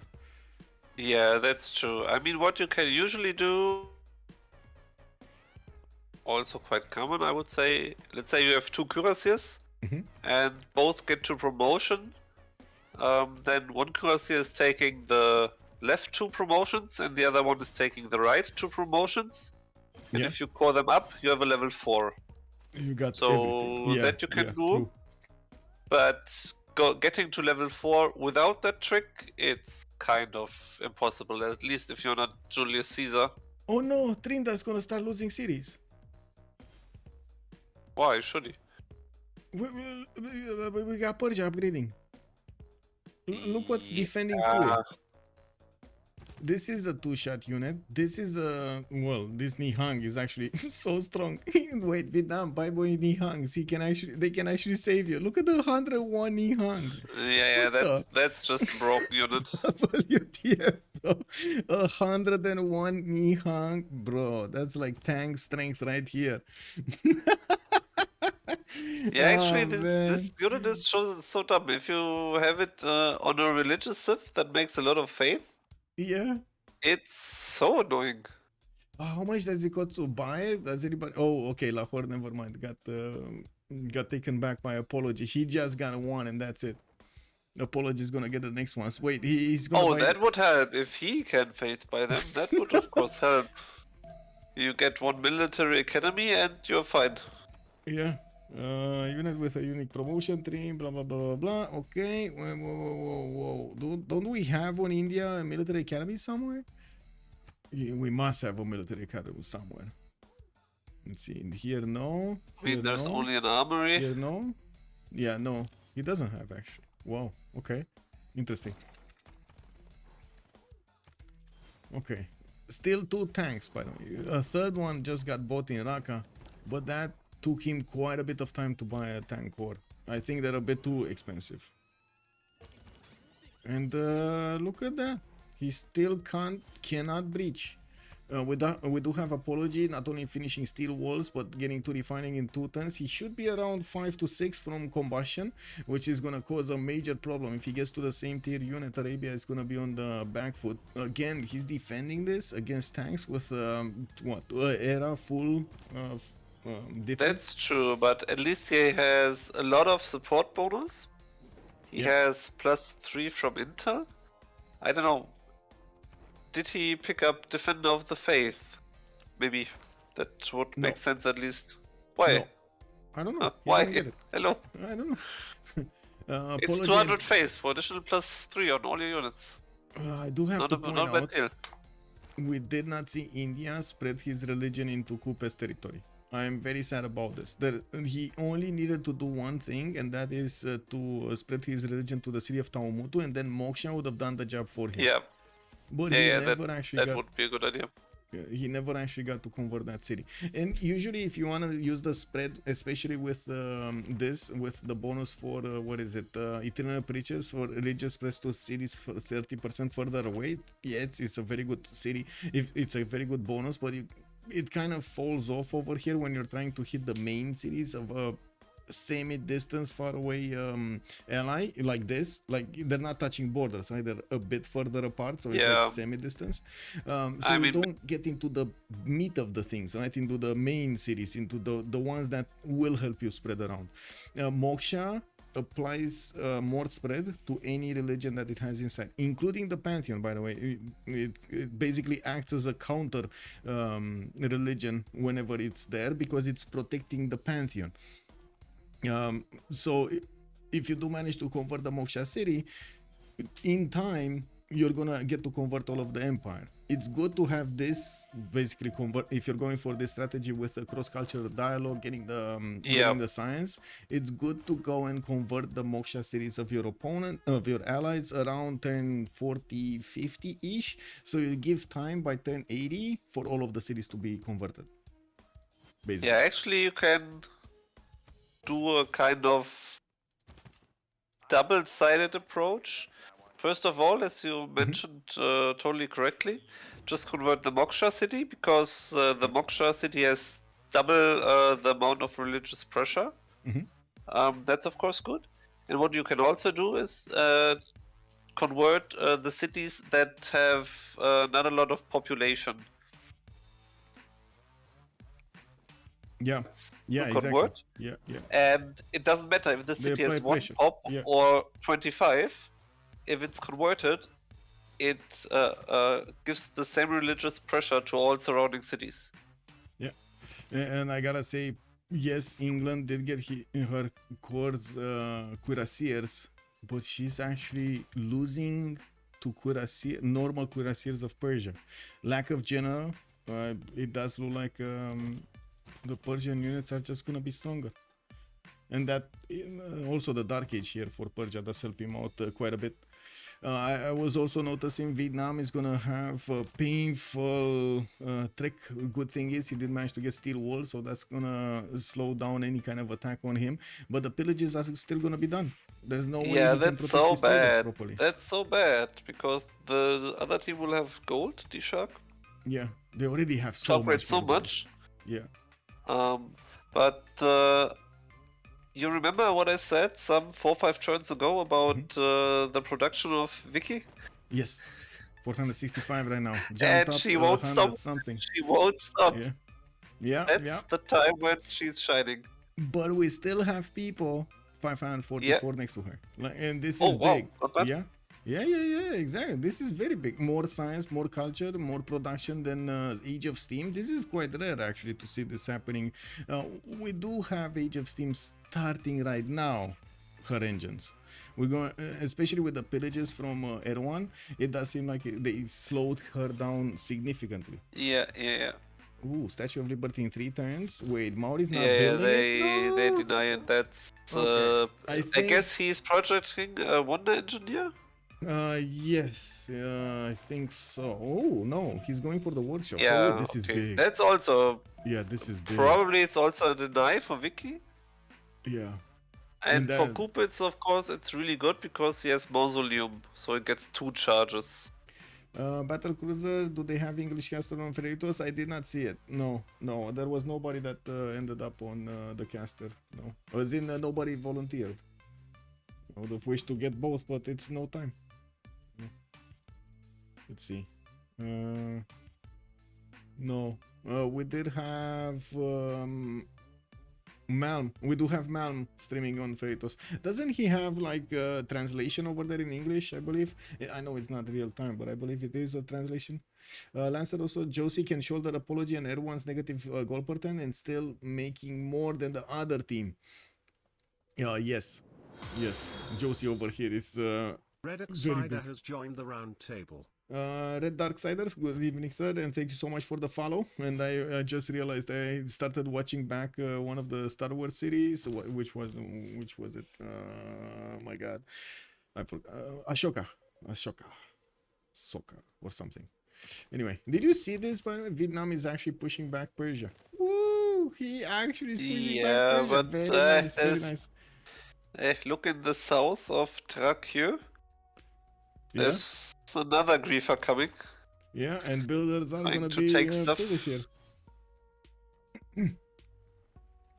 Okay, so it looks like the wall defense did help out a bunch here, especially getting the field cannon wall strength and having so many tons able to shoot. We do need to see if Erwan is gonna start getting new units out. He used the military engineer to create the road towards the east side, so he's gonna get direct opportunity to attack into England here.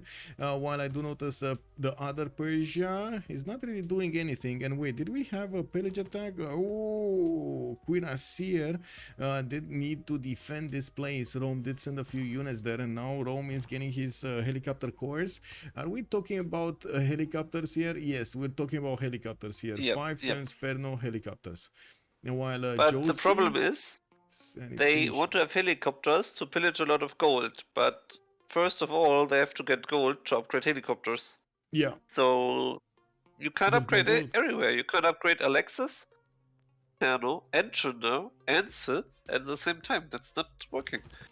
Especially with the gold portion they have right now. Yeah. I mean, look at the 33, I mean, it's 17, basically 0. 9, and 8. It's basically 0. Yes. It's basically 0. It's nothing. Malmo Lancer in English, if you ask him. Yes, exactly. I've seen that stream, didn't seem so bad, probably because I don't know that network, so I'm happy to get any bit of info. I'm guessing since you know both languages, it feels terrible. I don't know, actually, I don't know as good French right now. I definitely need to learn a lot more to hear it. Okay, there's a major difference. I can hear French on television and understand it. I don't always understand how players are talking between themselves, and also how they're exposing, because they're not using official language, basically, like, you know, like the official wording. Sometimes they're using jargons or terminologies that I haven't learned. Anyway, campus research projects coming out from Arabia. Great. Oh, we got Noble next, and I'm pretty sure we're gonna see somebody showing up there to take it. But if they're gonna lose statue on Maori, I don't think they're gonna care about deploy anymore. I think this game is transitioning into something else now. 5 turns for Forbidden City in Engaruahia. We got art museums coming in, more banks for the extra gold, and more spies. He did manage to put a spy? No, he doesn't have a spy in Rome, which is a bit of a surprise. Maybe that's why he's getting one, to get a spy in Rome. Yeah, I mean, let's imagine Arabia is probably going for research labs. I would guess if he gets up some industrial zones, some setups, some power plants to get. He could also just go for nukes, because he will be the first one on everything. Yeah. But on the other hand, Pipo is also pretty huge, and he is probably faster on fascism than Alexis. Yeah, I do have to point something else out. Since 3 times battleships. 1, 2. Yeah, that's a big cores. issue for people. That's a big issue. We do have 1 artillery here, maybe 2 artilleries, maybe 3 with the one in Tarsus, but this is the capital city of Pipo, and he's gonna need a balloon if he actually wants to keep away those pesky battleships from his land. Otherwise, well, yeah, that's so unfair. Yeah, these artillery strength. Yeah, that's really unfair. Battleships with a range of 3, you can't attack into these guys, and they're just shooting you down. It's so unfair. You need flight and the balloon, as you said. But even then, if you're a sneaky attacker, and then it's good to have last moves, because you can last move in when the turn is over for Persia, shoot, and then set up shift enter back, and then shift enter, and yeah. Yep. Yeah. Oh my god, that is so annoying. And of course you come back. So many times. End of turn. Yeah. Yeah. Also, Edu Choba, how the hell people got to 477 production from 433? Well, I guess he's just switching cards. He just jumped up to 617. So, you know, probably double harbor card and so on. No, not even. Oh my god. Natural philosophy, naturalism, and the Republican legacy. Okay, pushing as many of those amenities as possible, actually. Well, is he though? Is he? Why is he not having garrison units in his cities? KW. Masha doesn't have one. Gordian, Tarsus, Parsa, Halikarnassus, Ispahan, Mazaka. Looks like that card is used for only 2 cities. Oh well, it is what it is. Let's see, east side. We got Vietnam managing to get back out and fight for another day. We do have Trynda getting quite a few of these cuirassier corps moving towards the west side to protect his borders. Did manage to take care of that calf to the south. And we gotta see what's going on here. Okay, we got a lot of tanks and we got a lot of tanks. Nothing's moving. That's it. This is it. Yeah, that's stalemate. Like at this point, the only thing that would break India is a lot of artilleries, a lot of them. Like get like 6 of them to shoot against a single unit. Otherwise, these tanks are not falling. They're not breaking. Look at the strength. 103 versus 116. India might actually just lash out and start killing off the Arabian tanks. Lol. Anyway, and this is the problem with India. This is the major problem with India. That's true. I think there's some kind of a stalemate right now, but as soon as there are nukes or even planes, then India is under pressure again. But for the time, he's fine.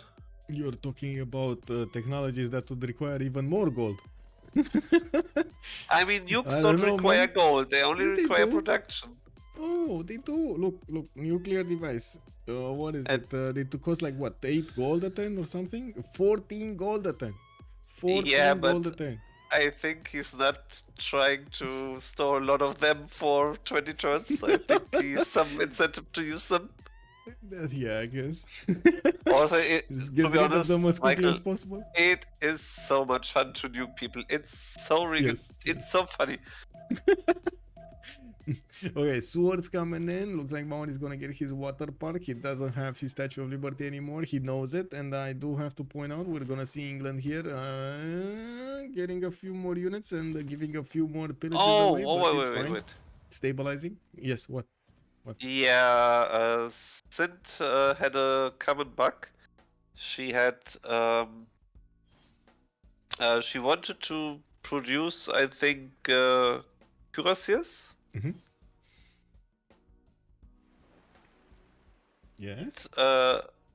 She wanted to make cuirassier pre-builds for tanks, and then she gave away her iron to make heavy chariots in Bradford, Mhm. and then she unlocked tanks. And as soon as this happens, you have the issue that the game, for whatever reason, is producing 0 in Bradford, because you're not allowed to upgrade from to produce heavy The chariots second tier. Yeah, the Yes. second level. when you Yeah. have it unlocked. So if you Well, don't realize it, the city is producing nothing for a lot of turns. And But not even yeah, now giving they you switched. the overflow. Nothing. You don't get anything. Yeah, Uh, it's so bad. It's a I believe that cringe was mechanic. I believe that was introduced. The mechanic was introduced by BBG like 2 or 3 versions ago to stop the pre-building mechanics. Even though Yeah, still players are that pre-building, was that was really good, I think, because it's. I mean, also from the logic of the game, how dumb is it? You have tanks unlocked, and then, I mean, build heavy imagine in chariots. reality, you make heavy chariots and then use gold, and then you have tanks. Hello, that's yeah, it's weird. that's how it should work. Yeah. Well, Arabia over here is being put on the back foot, and I gotta say, Trynda is starting to lose gold here. He did manage to get to 200 science, while Erwan, unfortunately, couldn't get any more higher. Then he is right now 120 and 81 science with 167 production. It does seem like Trynda is gonna overwhelm him. It's just a matter of time. Pipo next to him, though, will get pushed by England, and we do have him building Big Ben Big here. Ben. Yeah, even more Big gold. as That Ben would be was. great. Yeah, I mean, But well, but where is the gold for battleships? Where? wait, why do I see? Oh, wait a second. These artilleries have minus 13 oil. What? What? They don't have oil? No, really? Yeah. So. Oh, wait a that's second. so bad. Yeah. So it's 15 on Joe. No, 0 on Joce, 15 on Apology. Erwan is on 11, and then Pipo is on 0. That's why they're giving all of the oil to the 2 nations here, to Erwan and Apology. So Erwan gonna get his tanks up soon. Where is he? Combustion in 2 turns. Okay. And then we do have a counterattack here. India does want to push into Arabia, and by the looks of it, he has some chances, especially with the number of artilleries that are coming in. Let's see. To be honest, I think it's gonna be a trading game over here. It doesn't look like there's gonna be any. Yeah. Like, oh my God, we're gonna see cities being taken over. And I gotta say, I did play a little bit more with your heart today. Yeah, I gotta admit, we've seen, unfortunately, some failed pushes over here that we thought they're gonna go through. Well, unfortunately, because on the other side, it's fortunate that we actually got to see players defending them. Joce gonna get labs in chemistry coming up in 2 turns here from Kupe. Looking at the gold, it looks like Ferno did manage to get 340, but man, that's just not enough to actually upgrade these. No, helicopters are really expensive. If I remember correctly, helicopter is 440 to helicopter core, and that's just so much. Genghis Khan calling out, we hear everything from someone else. We are determined by what we remember. I would actually complete that. We are determined by how many times something is repeated to us. Lord Bowser 0. It's also interesting that you can build tanks without using iron. Apparently, they just use plastic. Yeah, true. What? Well, yeah, you can build tanks, right? You get cuirassiers that need iron, and then somehow they get metal plates. Yeah, true, yeah, big armor plates. Oh well. Let's see. It does seem like India is gonna give Alexis Krempp a run for his money, and we do have Arabia needing to flex some more. He's getting his artillery cores. I do see him getting some industrial zones to also pad those production numbers. Only on 205, he can't really build units. He can buy them, maybe like one every 3 turns, maybe, but that's it. And this is a problem. This is quite a problem for him. Now we do have India on the other side, managing to get to that 209 science. But look at the gold pattern, minus 105 gold on apology, just getting helped out by Joce, keeping up everything, upkeeping everything.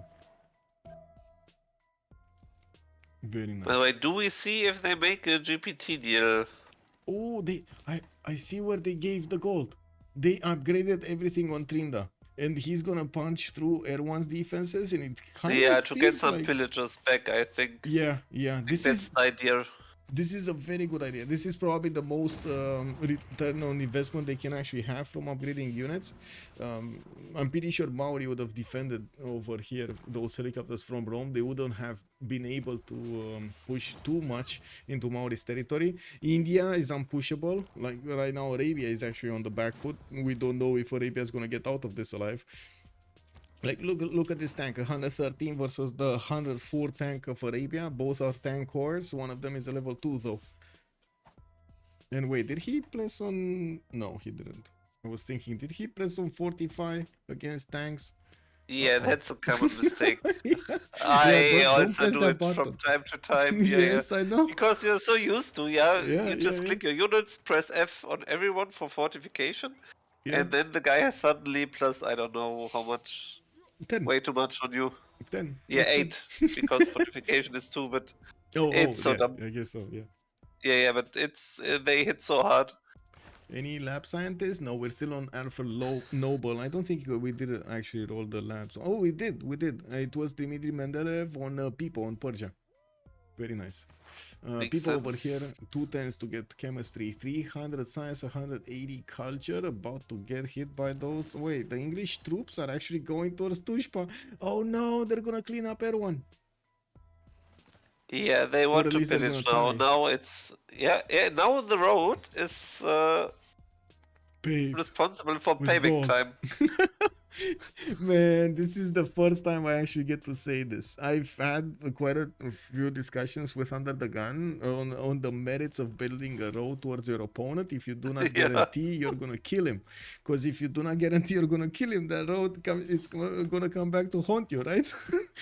You're gonna give your opponent a means to counter against you. Oh man. Oh well, it is what it is. Now we do have some more universities here from Pipo finishing up those sewers. They did manage to protect their gold generating trade routes here in between them, and they definitely have more gold than their opponents per turn.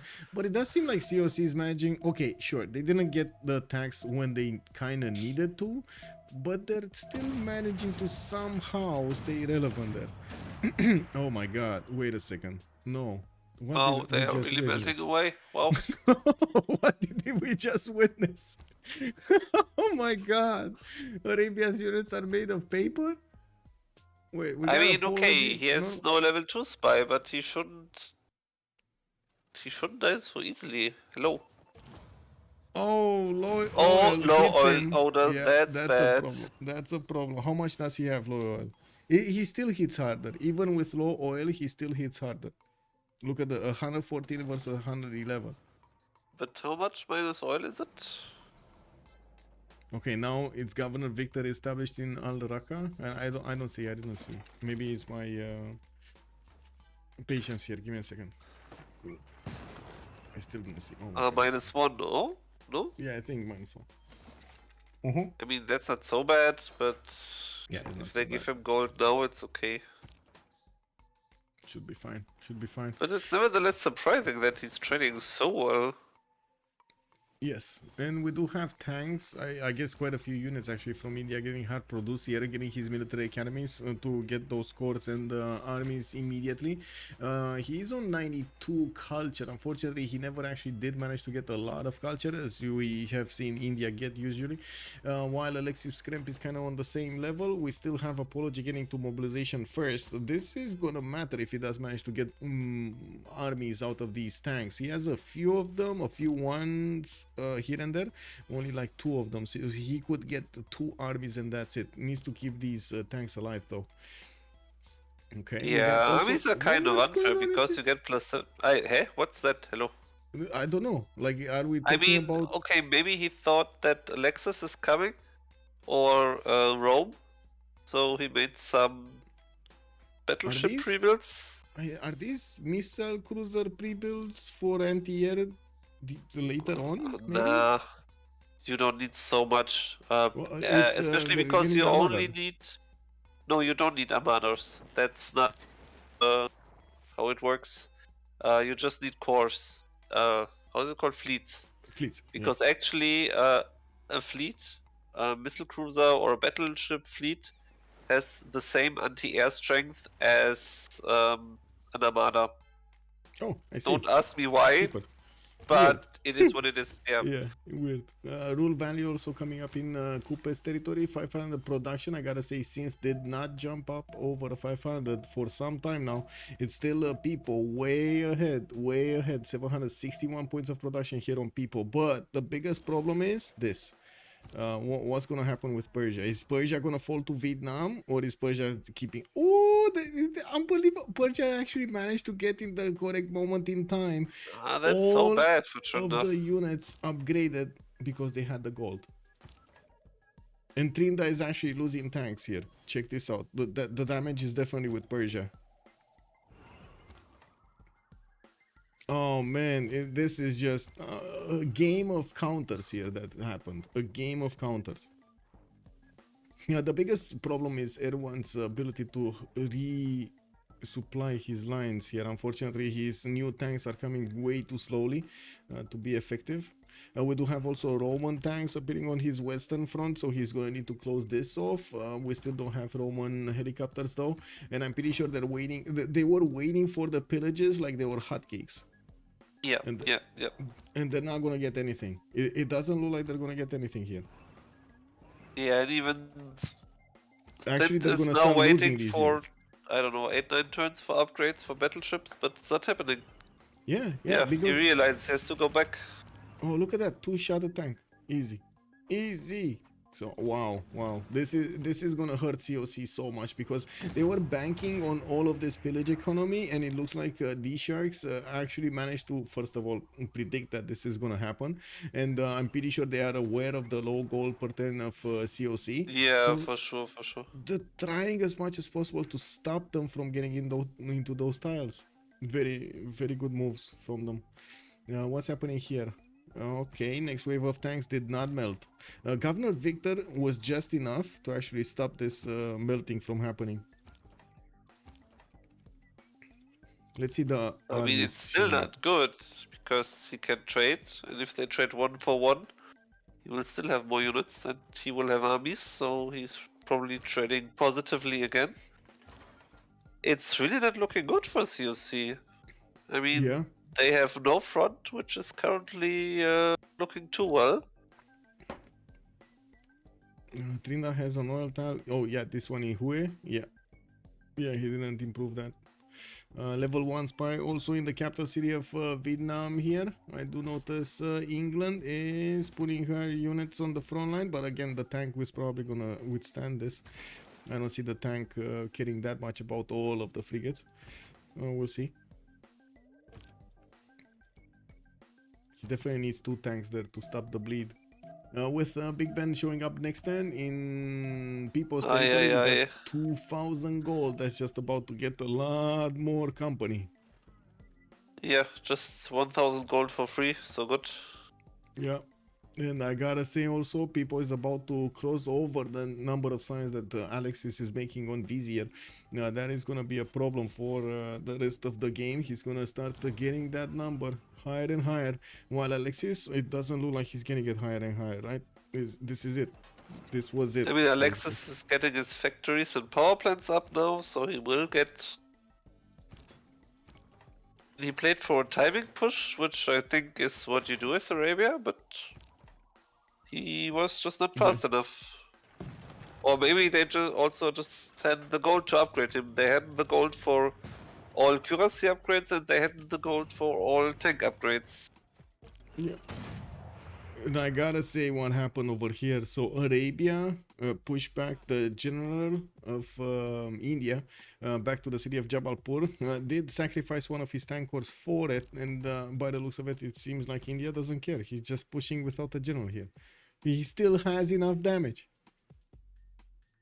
Wow. Okay. Okay. Well, this is a major problem on Arabia. He never actually managed to get his general up. And let me actually take a look at the great people. Oh my God. I mean, no surprise there. It's 840 points to get it. The last one was actually India. So yeah, that's so important to deny it. Yeah, Cyrus got it. Vietnam got it, and then that's it. No, wait, Dandara was it? Rome got it. Okay, and Rome got it.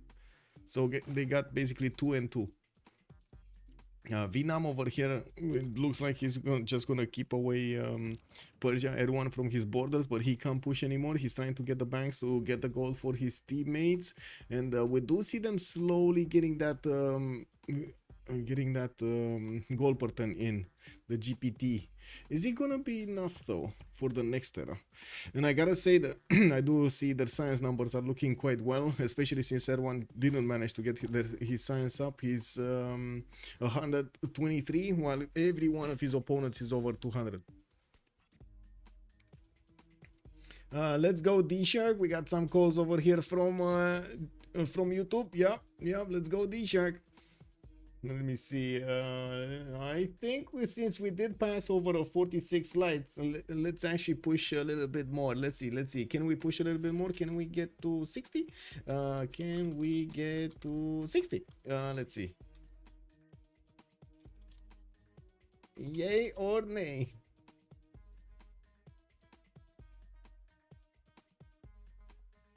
How much is Nihang's maintenance? Could be a good option for Alexis for Mamluks. I don't know how much is Nihang maintenance, but I think I can actually take a quick pick over here.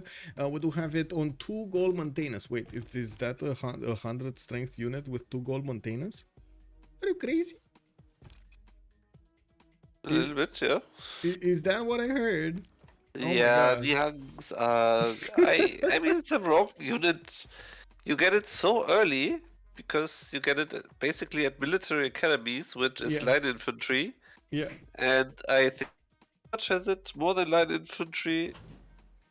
More than 10, I think. It's just so strong. Well, now the English battleships are here, and the city of Tushpa is probably going to be the first one that's going to feel the sting. There's no artilleries to defend. Are you sure? Maybe his thing is going for Mashhad, I feel. From Mashhad. Well, that is where artilleries are. Yeah, but you just shoot them down. 1, 2, 3 aerodromes. And yeah, then she should be fast, because if she has airports unlocked, she can buy a balloon, no? He can buy a balloon. Yes, he can buy a balloon. Yes, and or build one. 900 points of production on people. 900 points. And we got Synth on 500. Looks like Trynda is also 500, Alexis 237, and then Ferno on 250. We're also coming close to the next World Congress, and by the looks of it, India did chew through a few more Arabian units, but they're holding strong. We do have also Arabia managing to pillage one of the traders in between Kupe and India, while I do see new traders coming in. There's also a military engineer starting to show up here. We got a second army, helicopter armies, that are gonna go and start pillaging probably the lands of Vietnam or England. Probably England, actually, to be honest. There's England has no defense there. Yeah, basically, yeah, but more or less nothing. This is so, like, this is gonna slow her down for the late game so much. If she doesn't manage to actually push through Mashhad or take Isfahan or do a lot of damage to Persia, that's a problem late game. Who's gonna hold people? Yeah, it's just about pillaging, hurting the other guy, and getting gold up for upgrades. It's just what you have to do at this stage of the game. Squad. Yeah, the Grief Squad. Also dropped to 789 now. I think he's switching cards. That's why you see the discrepancy. And yeah, he's got radio and advanced flight. Yeah, radioing too. How much is Nihangs? I did say that. Maybe he's getting bonus from city state, bonus towards units or totalitarianism.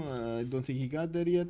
Nihangs gets stronger with the encampment buildings. Yes, plus Trynda may have had quests on the city state. Might have. We do have India still shooting down the Arabian tanks. One of them did manage to get away, just as well as an artillery.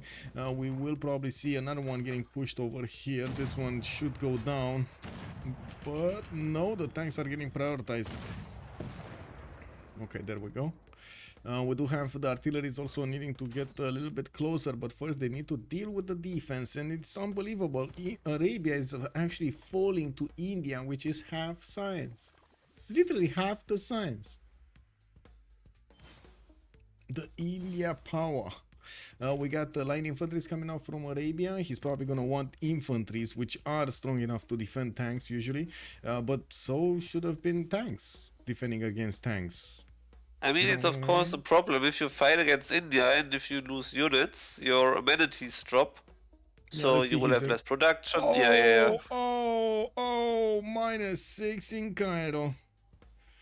Yeah, that's a problem. Yeah, exactly. -6 in Cairo. That's where he got the majority of his units. So that city is getting hit. Well, also that's no, that's not the highest pop city. It's actually the same with Medina. Okay, Persia putting a few more tanks in the north. Yes, he knows that city of Tushpa is getting hit. England does have a spy there.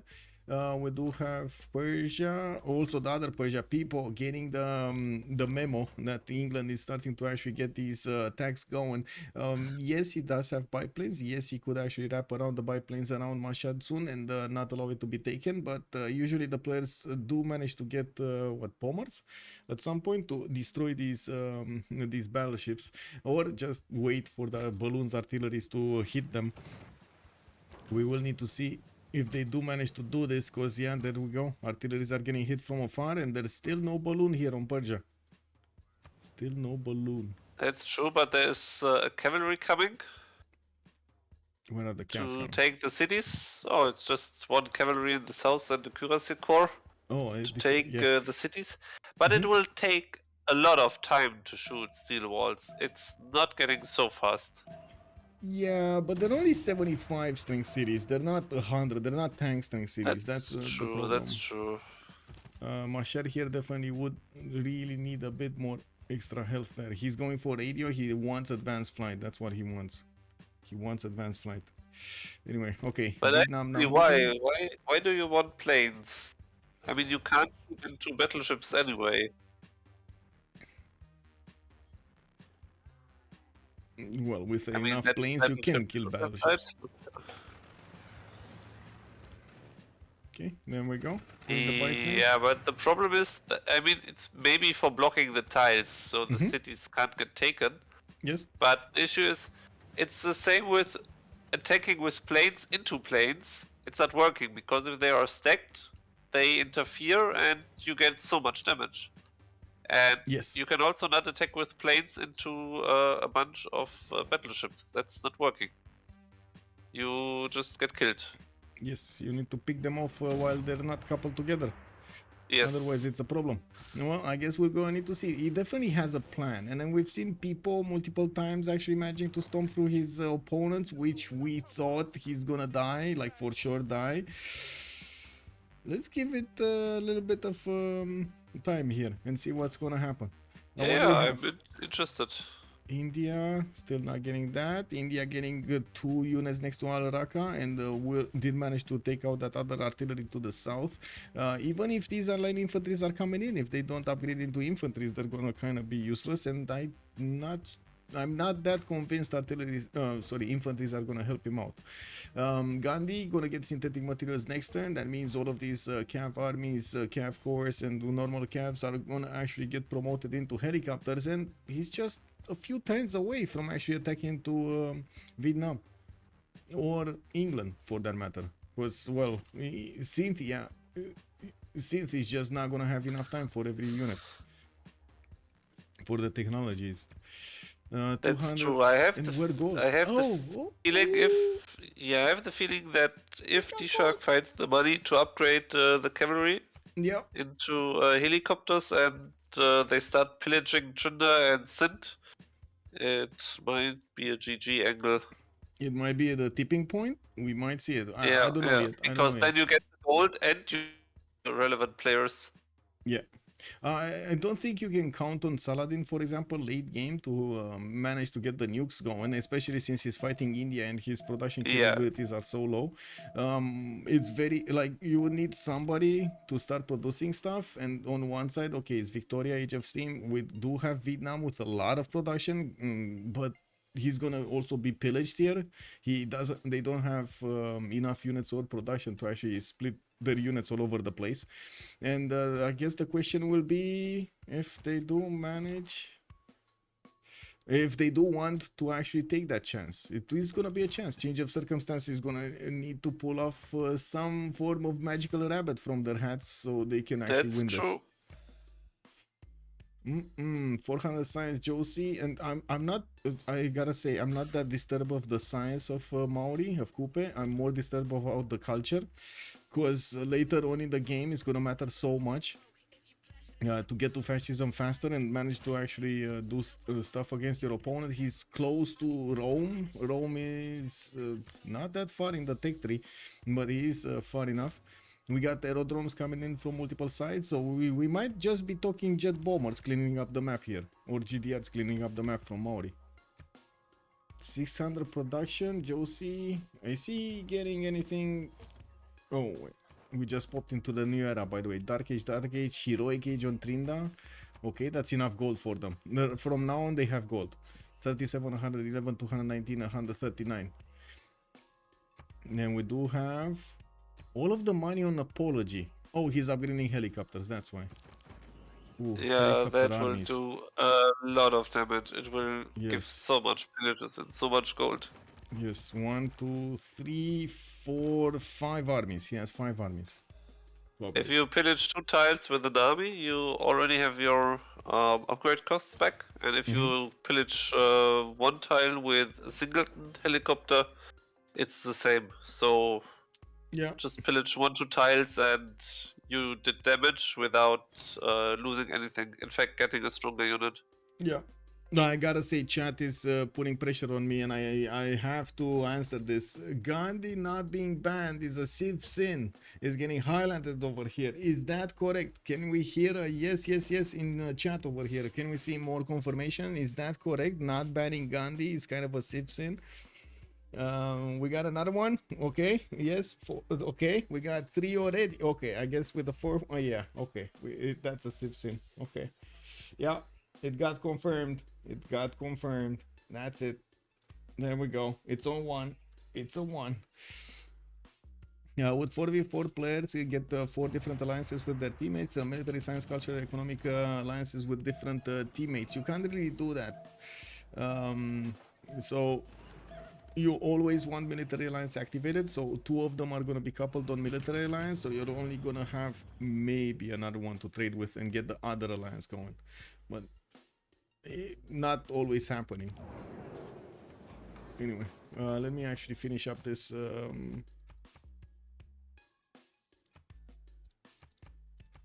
okay,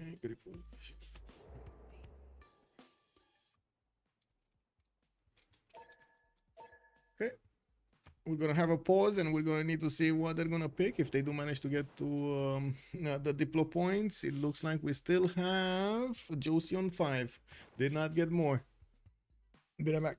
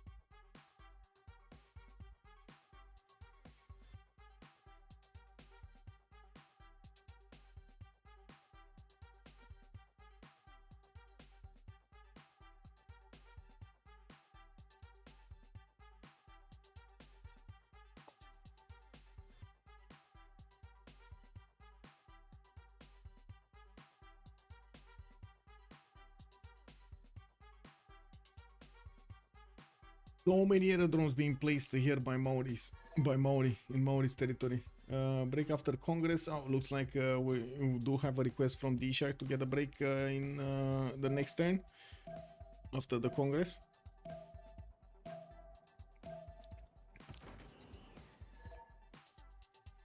Yeah, sometimes that can also be a tactical break. Yes. First of all, but sometimes it's kind of clever to do it when you start doing something really annoying to your opponent. If you nuke a city or if you sneak in with your helicopters to pillage tiles, and then there is a pause because then the opponents are really frustrated and sometimes they just CC because they don't want to see the pain. So look at Oh this. wow, Bradford is flipping. Wow. Look at this. Well, first of all, yes, Bradford is flipping. You're correct. Oman is going in. England has a big problem attacking into Tushpa to take down the walls in good enough time. She has 1, 2, 3, 4. Well, 3 of them upgraded. And still chipping away the steel walls. In Mashhad, there's no way she can actually punch through. The city is just taking way too little damage from each of the shots, and these fighters. Yeah, with the infantry, it's fine. Yeah, I do want to give you this image. You think fighters cannot attack into battleships. If you have enough fighters, they can do the damage to take out battleships. It's just a numbers game, and how many of them are you actually willing to sacrifice? That's it. But they can take out battleships. What they shouldn't do is having the battleship on that reef tile, because now the city can shoot back. Yeah. And if there is a siege unit there, your unit is kind of two-shotted. Yeah. Let Maori in. Okay, Maori is a pig, not a Civ6 in, sadly. Okay. Yeah, Maori looks like they let Maori in. I don't know. Maori without theater spam is a Civ6 in. I'm not that convinced about that either. Actually, I actually like how Joce played this. A little bit differently than we've seen other Maoris, but man, the end result is juicy. It's very juicy. I mean, he's basically providing the gold for the team. Yeah. Because if you think about it, he didn't make units for anyone, he didn't attack anyone, he didn't pillage anything. He was kind of free simming the whole game. Yep. And was providing gold for the team. That was kind of his job, which I guess he did pretty well. Okay, we gotta pause over here. I guess we got a little bit of time to talk about other stuff as well. So, what do you think about the algorithm discussion? Or which AIs, algorithm or AIs? Do you think AIs are taking over the world here? I don't think so. I think it's not a scientific horror scenario. I guess it's I mean, of course, you can't understand AI because the algorithms do things that you can't figure out how it works. But on the other hand, you need to know how it works. If I know that the result is good, why should it bother me? For instance, I know that these days AI is already used to find out which drugs you can make to cure people, because the AI has just, let's say, access to a database of all medicines and of all things that might have an impact on your health, and you just ask the AI what could help, let's say, against cancer, against this, against that, and then it just tries to find new ideas what could work. Yes. Okay. Let me flex a little bit here and give you a little bit more information. There are talks right now, and looking at what happened with the big McDonald's let me bring your menu AI. It actually flopped and it needed to be retreated from the market because, well, they just couldn't make it work. I'm not sure which AI was, what was, but I guess it was kind of a faulty version because they were trying to put bacon in ice cream. What? Yes, actually the AI was telling people, consulting them to put some bacon on ice cream. Do you want bacon on that ice cream? Imagine getting that question. I mean, I guess it's creative. Yeah, to say the least. Creative. Anyway. And to be honest, I wouldn't have thought of that as well. Yeah, I mean, just think this happening in in the medicine department, right? Hey, what you are having a headache? No problem. Take some vitamin C. It's very good for your health. Yeah, or eat some bacon. Yeah, maybe. But actually, what? Hurt? Yeah, get bananas. Very get good. Bananas. Yeah, I mean, but actually they use that kind of try and error right now, and as far as I know, some really helpful medicine was developed like that. So I guess it's something good, because I don't really want to understand how they get to the medicine, and I don't really need to know why why the AI does it or how. But if the result is good, I'm totally fine with that.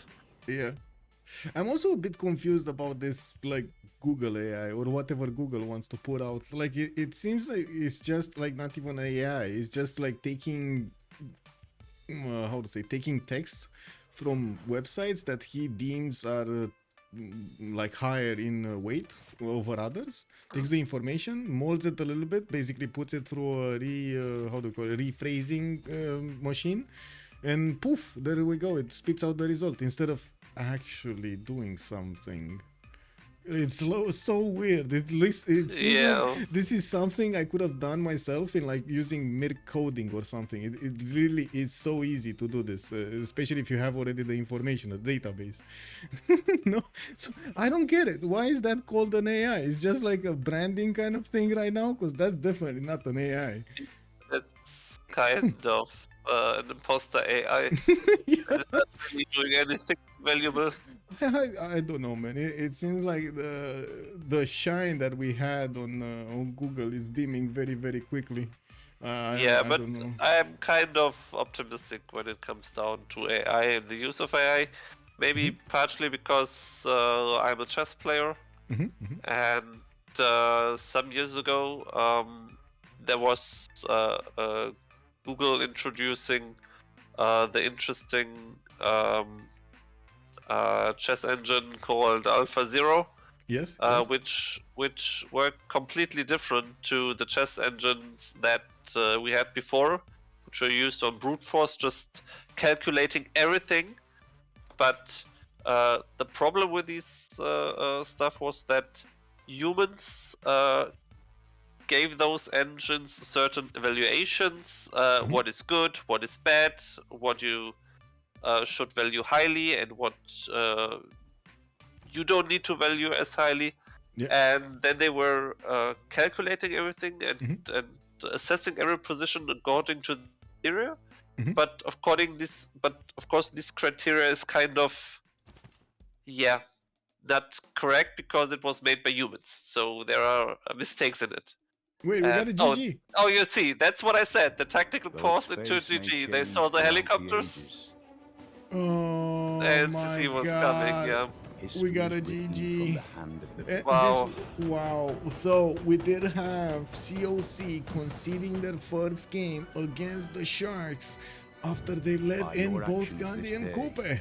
And we do have Joce managing to pull off quite a strong game ensure there. And our I can't believe that Pipo, even though honestly we thought that is the weakest spawn, like we thought that was the weakest spawn, and it seems like he had the biggest production number. Very big here.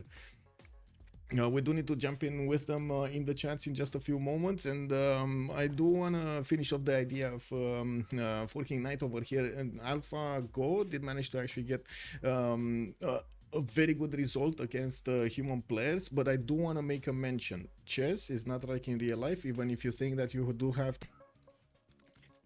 And AIs will probably struggle with this difference. I'm sure they will struggle with the difference. They will need... I'm not gonna think about this. Let's go and talk about the game here. What do we have with the game? Let's go in debrief. It looks like both games actually finished at the same time because we got a debrief from the other side. Oh, true. Yeah, okay. So, debrief number 2. You coming too? I see all Yeah, the Sharks coming already. as well. Okay. Wow. Getting to benefit from both Kupe and Gandhi in the same game. How does it feel? Feels good. It feels good, no? What's up? Yeah. Oh my! What's up? I gotta say, I can't believe that you actually managed to do with Nader Shah over there so much production. We thought that you're actually gonna be the one struggling because of your land. Me? Mhm. Nader Shah? Mhm. Yeah, I don't know. Yeah, my land is... Yeah, I don't have that much space, but I Yeah, have good yeah. cities, I think. Okay. Yeah, I mean, A lot of luxes and good pension, so... 779 production is a statement to that. Well, I mean, to be fair, That's much, okay. yeah, is that much? I guess the others did not grow as wide as I thought they will on the Highlands map. Yeah, Rome stopped seeming very early, so...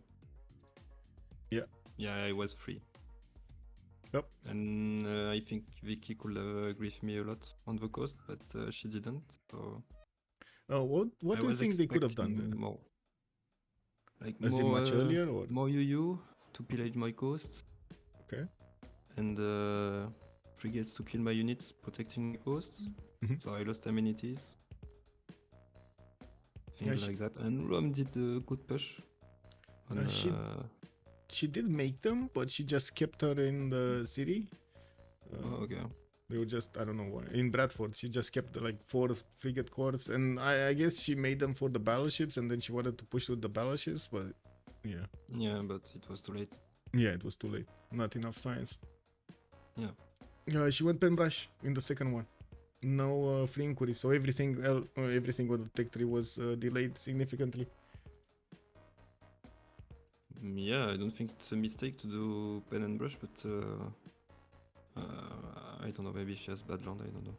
Yeah, I'm don't not see saying it's a much. mistake. I'm just pointing where the difference came. Yeah, okay. And did we have Apology losing his shorts over there next to Arabia? Losing what? Your shorts? Your trousers? Your pants?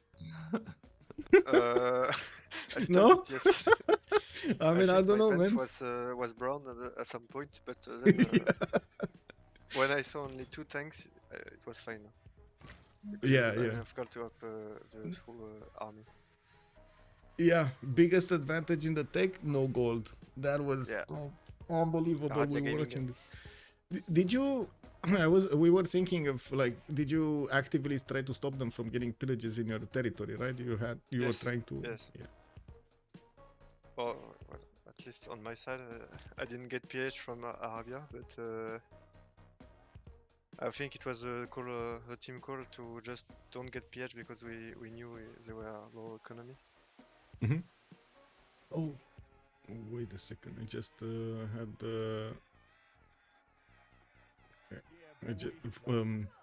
There we go. There we go. 49. Sorry for about that. What is COC and why are they not joining? Trynda is tired, so he's not coming. I don't know about others. I guess the others are. Let me see. Oh, okay. Well, game 2 soon. Yes. On Sunday. Yeah. It's not. Yes, it's Sunday.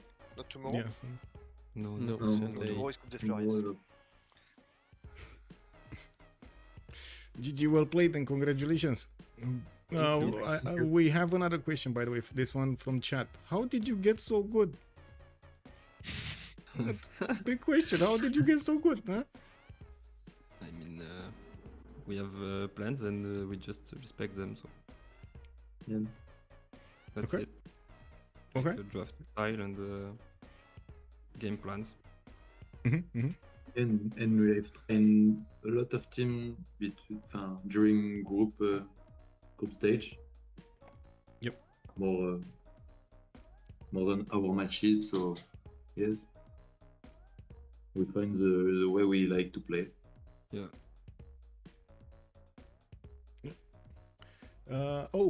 One more question from chat for Joce. Why didn't you build more theaters on Kupe? I was a bit afraid of Arabia. Okay. I decided to do campus. But yes, maybe it's a mistake, I don't know. Okay, well, the end result is good, but I guess the road to get there was a little bit different than was expected. Yes. I was wondering one more thing. Can you check what is the amenity of Arabia? -6. Cities? -6. Yeah. Okay. But in the capital, in the other cities, they're not. Oh no, he does have -3 in another one. Okay. Yeah, -6 in 2. Yeah. Yeah, he did a lot of bankruptcy. We saw it. Yes, it was So, a problem. Big. They were at noble. some point making like 50 gold together. Yeah. When he upgrade tanks, right? Yeah, basically. Yeah. When he upgraded tanks, it was like So- 50 gold. Yeah. I think they were expecting to PH, but it worked out. Yeah. No, I was surprised that both teams wanted to play this without international trade routes. Like even on Highlands, usually it's so important to have those international trade routes on the water.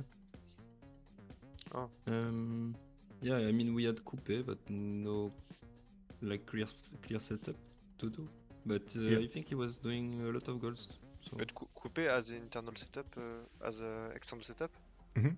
with when he passes through his cities. he can Yes, go my through own water. harbors. Yes. Amazing. Well, have a great evening and congratulations again. Thank you for allowing Thanks me for to the sing. cast, Michael. It's my pleasure. Bye. Have a great evening. Bye bye. bye. Yeah, well, there we heard. I'm so sorry, Fortnite. I didn't realize you didn't see the channel. I hope I fixed the issue and you should be able to see Debrief 2 right now. I didn't get to actually ask anything COC because they weren't here. Would have loved to actually hear a little bit from them. Also, really well played by the Sharks, not gonna lie. Big congrats indeed. We did have them going very strong, and as you've heard them, they have plans made for every map and they are following them to the letter. Of course, if the plans don't work, they need to redo them. I do want to thank everybody for also joining us tonight. We do have DShark moving forward with a 1-0, and we're going to need to see what they're going to do in the next game. COC, well, this is a best of 3 series, so they do have a possible 2 other games to go, and I'm pretty sure COC is going to want to come out swinging in the next one. We do need to see also the other games playing out this weekend. We do have Freitas de la Vega going against what is it, 250?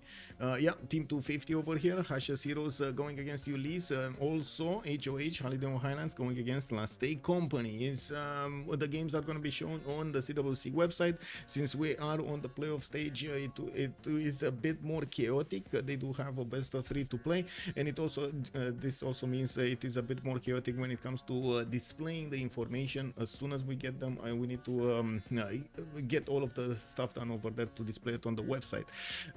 So thank you so much, much appreciated also for the subscriptions, for the follows, for your goodwill over here on the stream, and let's see each other in the next one. I'm looking to see what's gonna happen tomorrow, if we do get a stream from the CWC, or we get something from the Coupe de Fleur. Take a look at the Discord schedule. You do see on my Discord all of the games that I do have scheduled during the week, and that's always getting updated first. Have a great evening and have some fun with some Civilization 6 action. See you in the next stream. Thank you so much for King Knight for joining us tonight. Bye bye.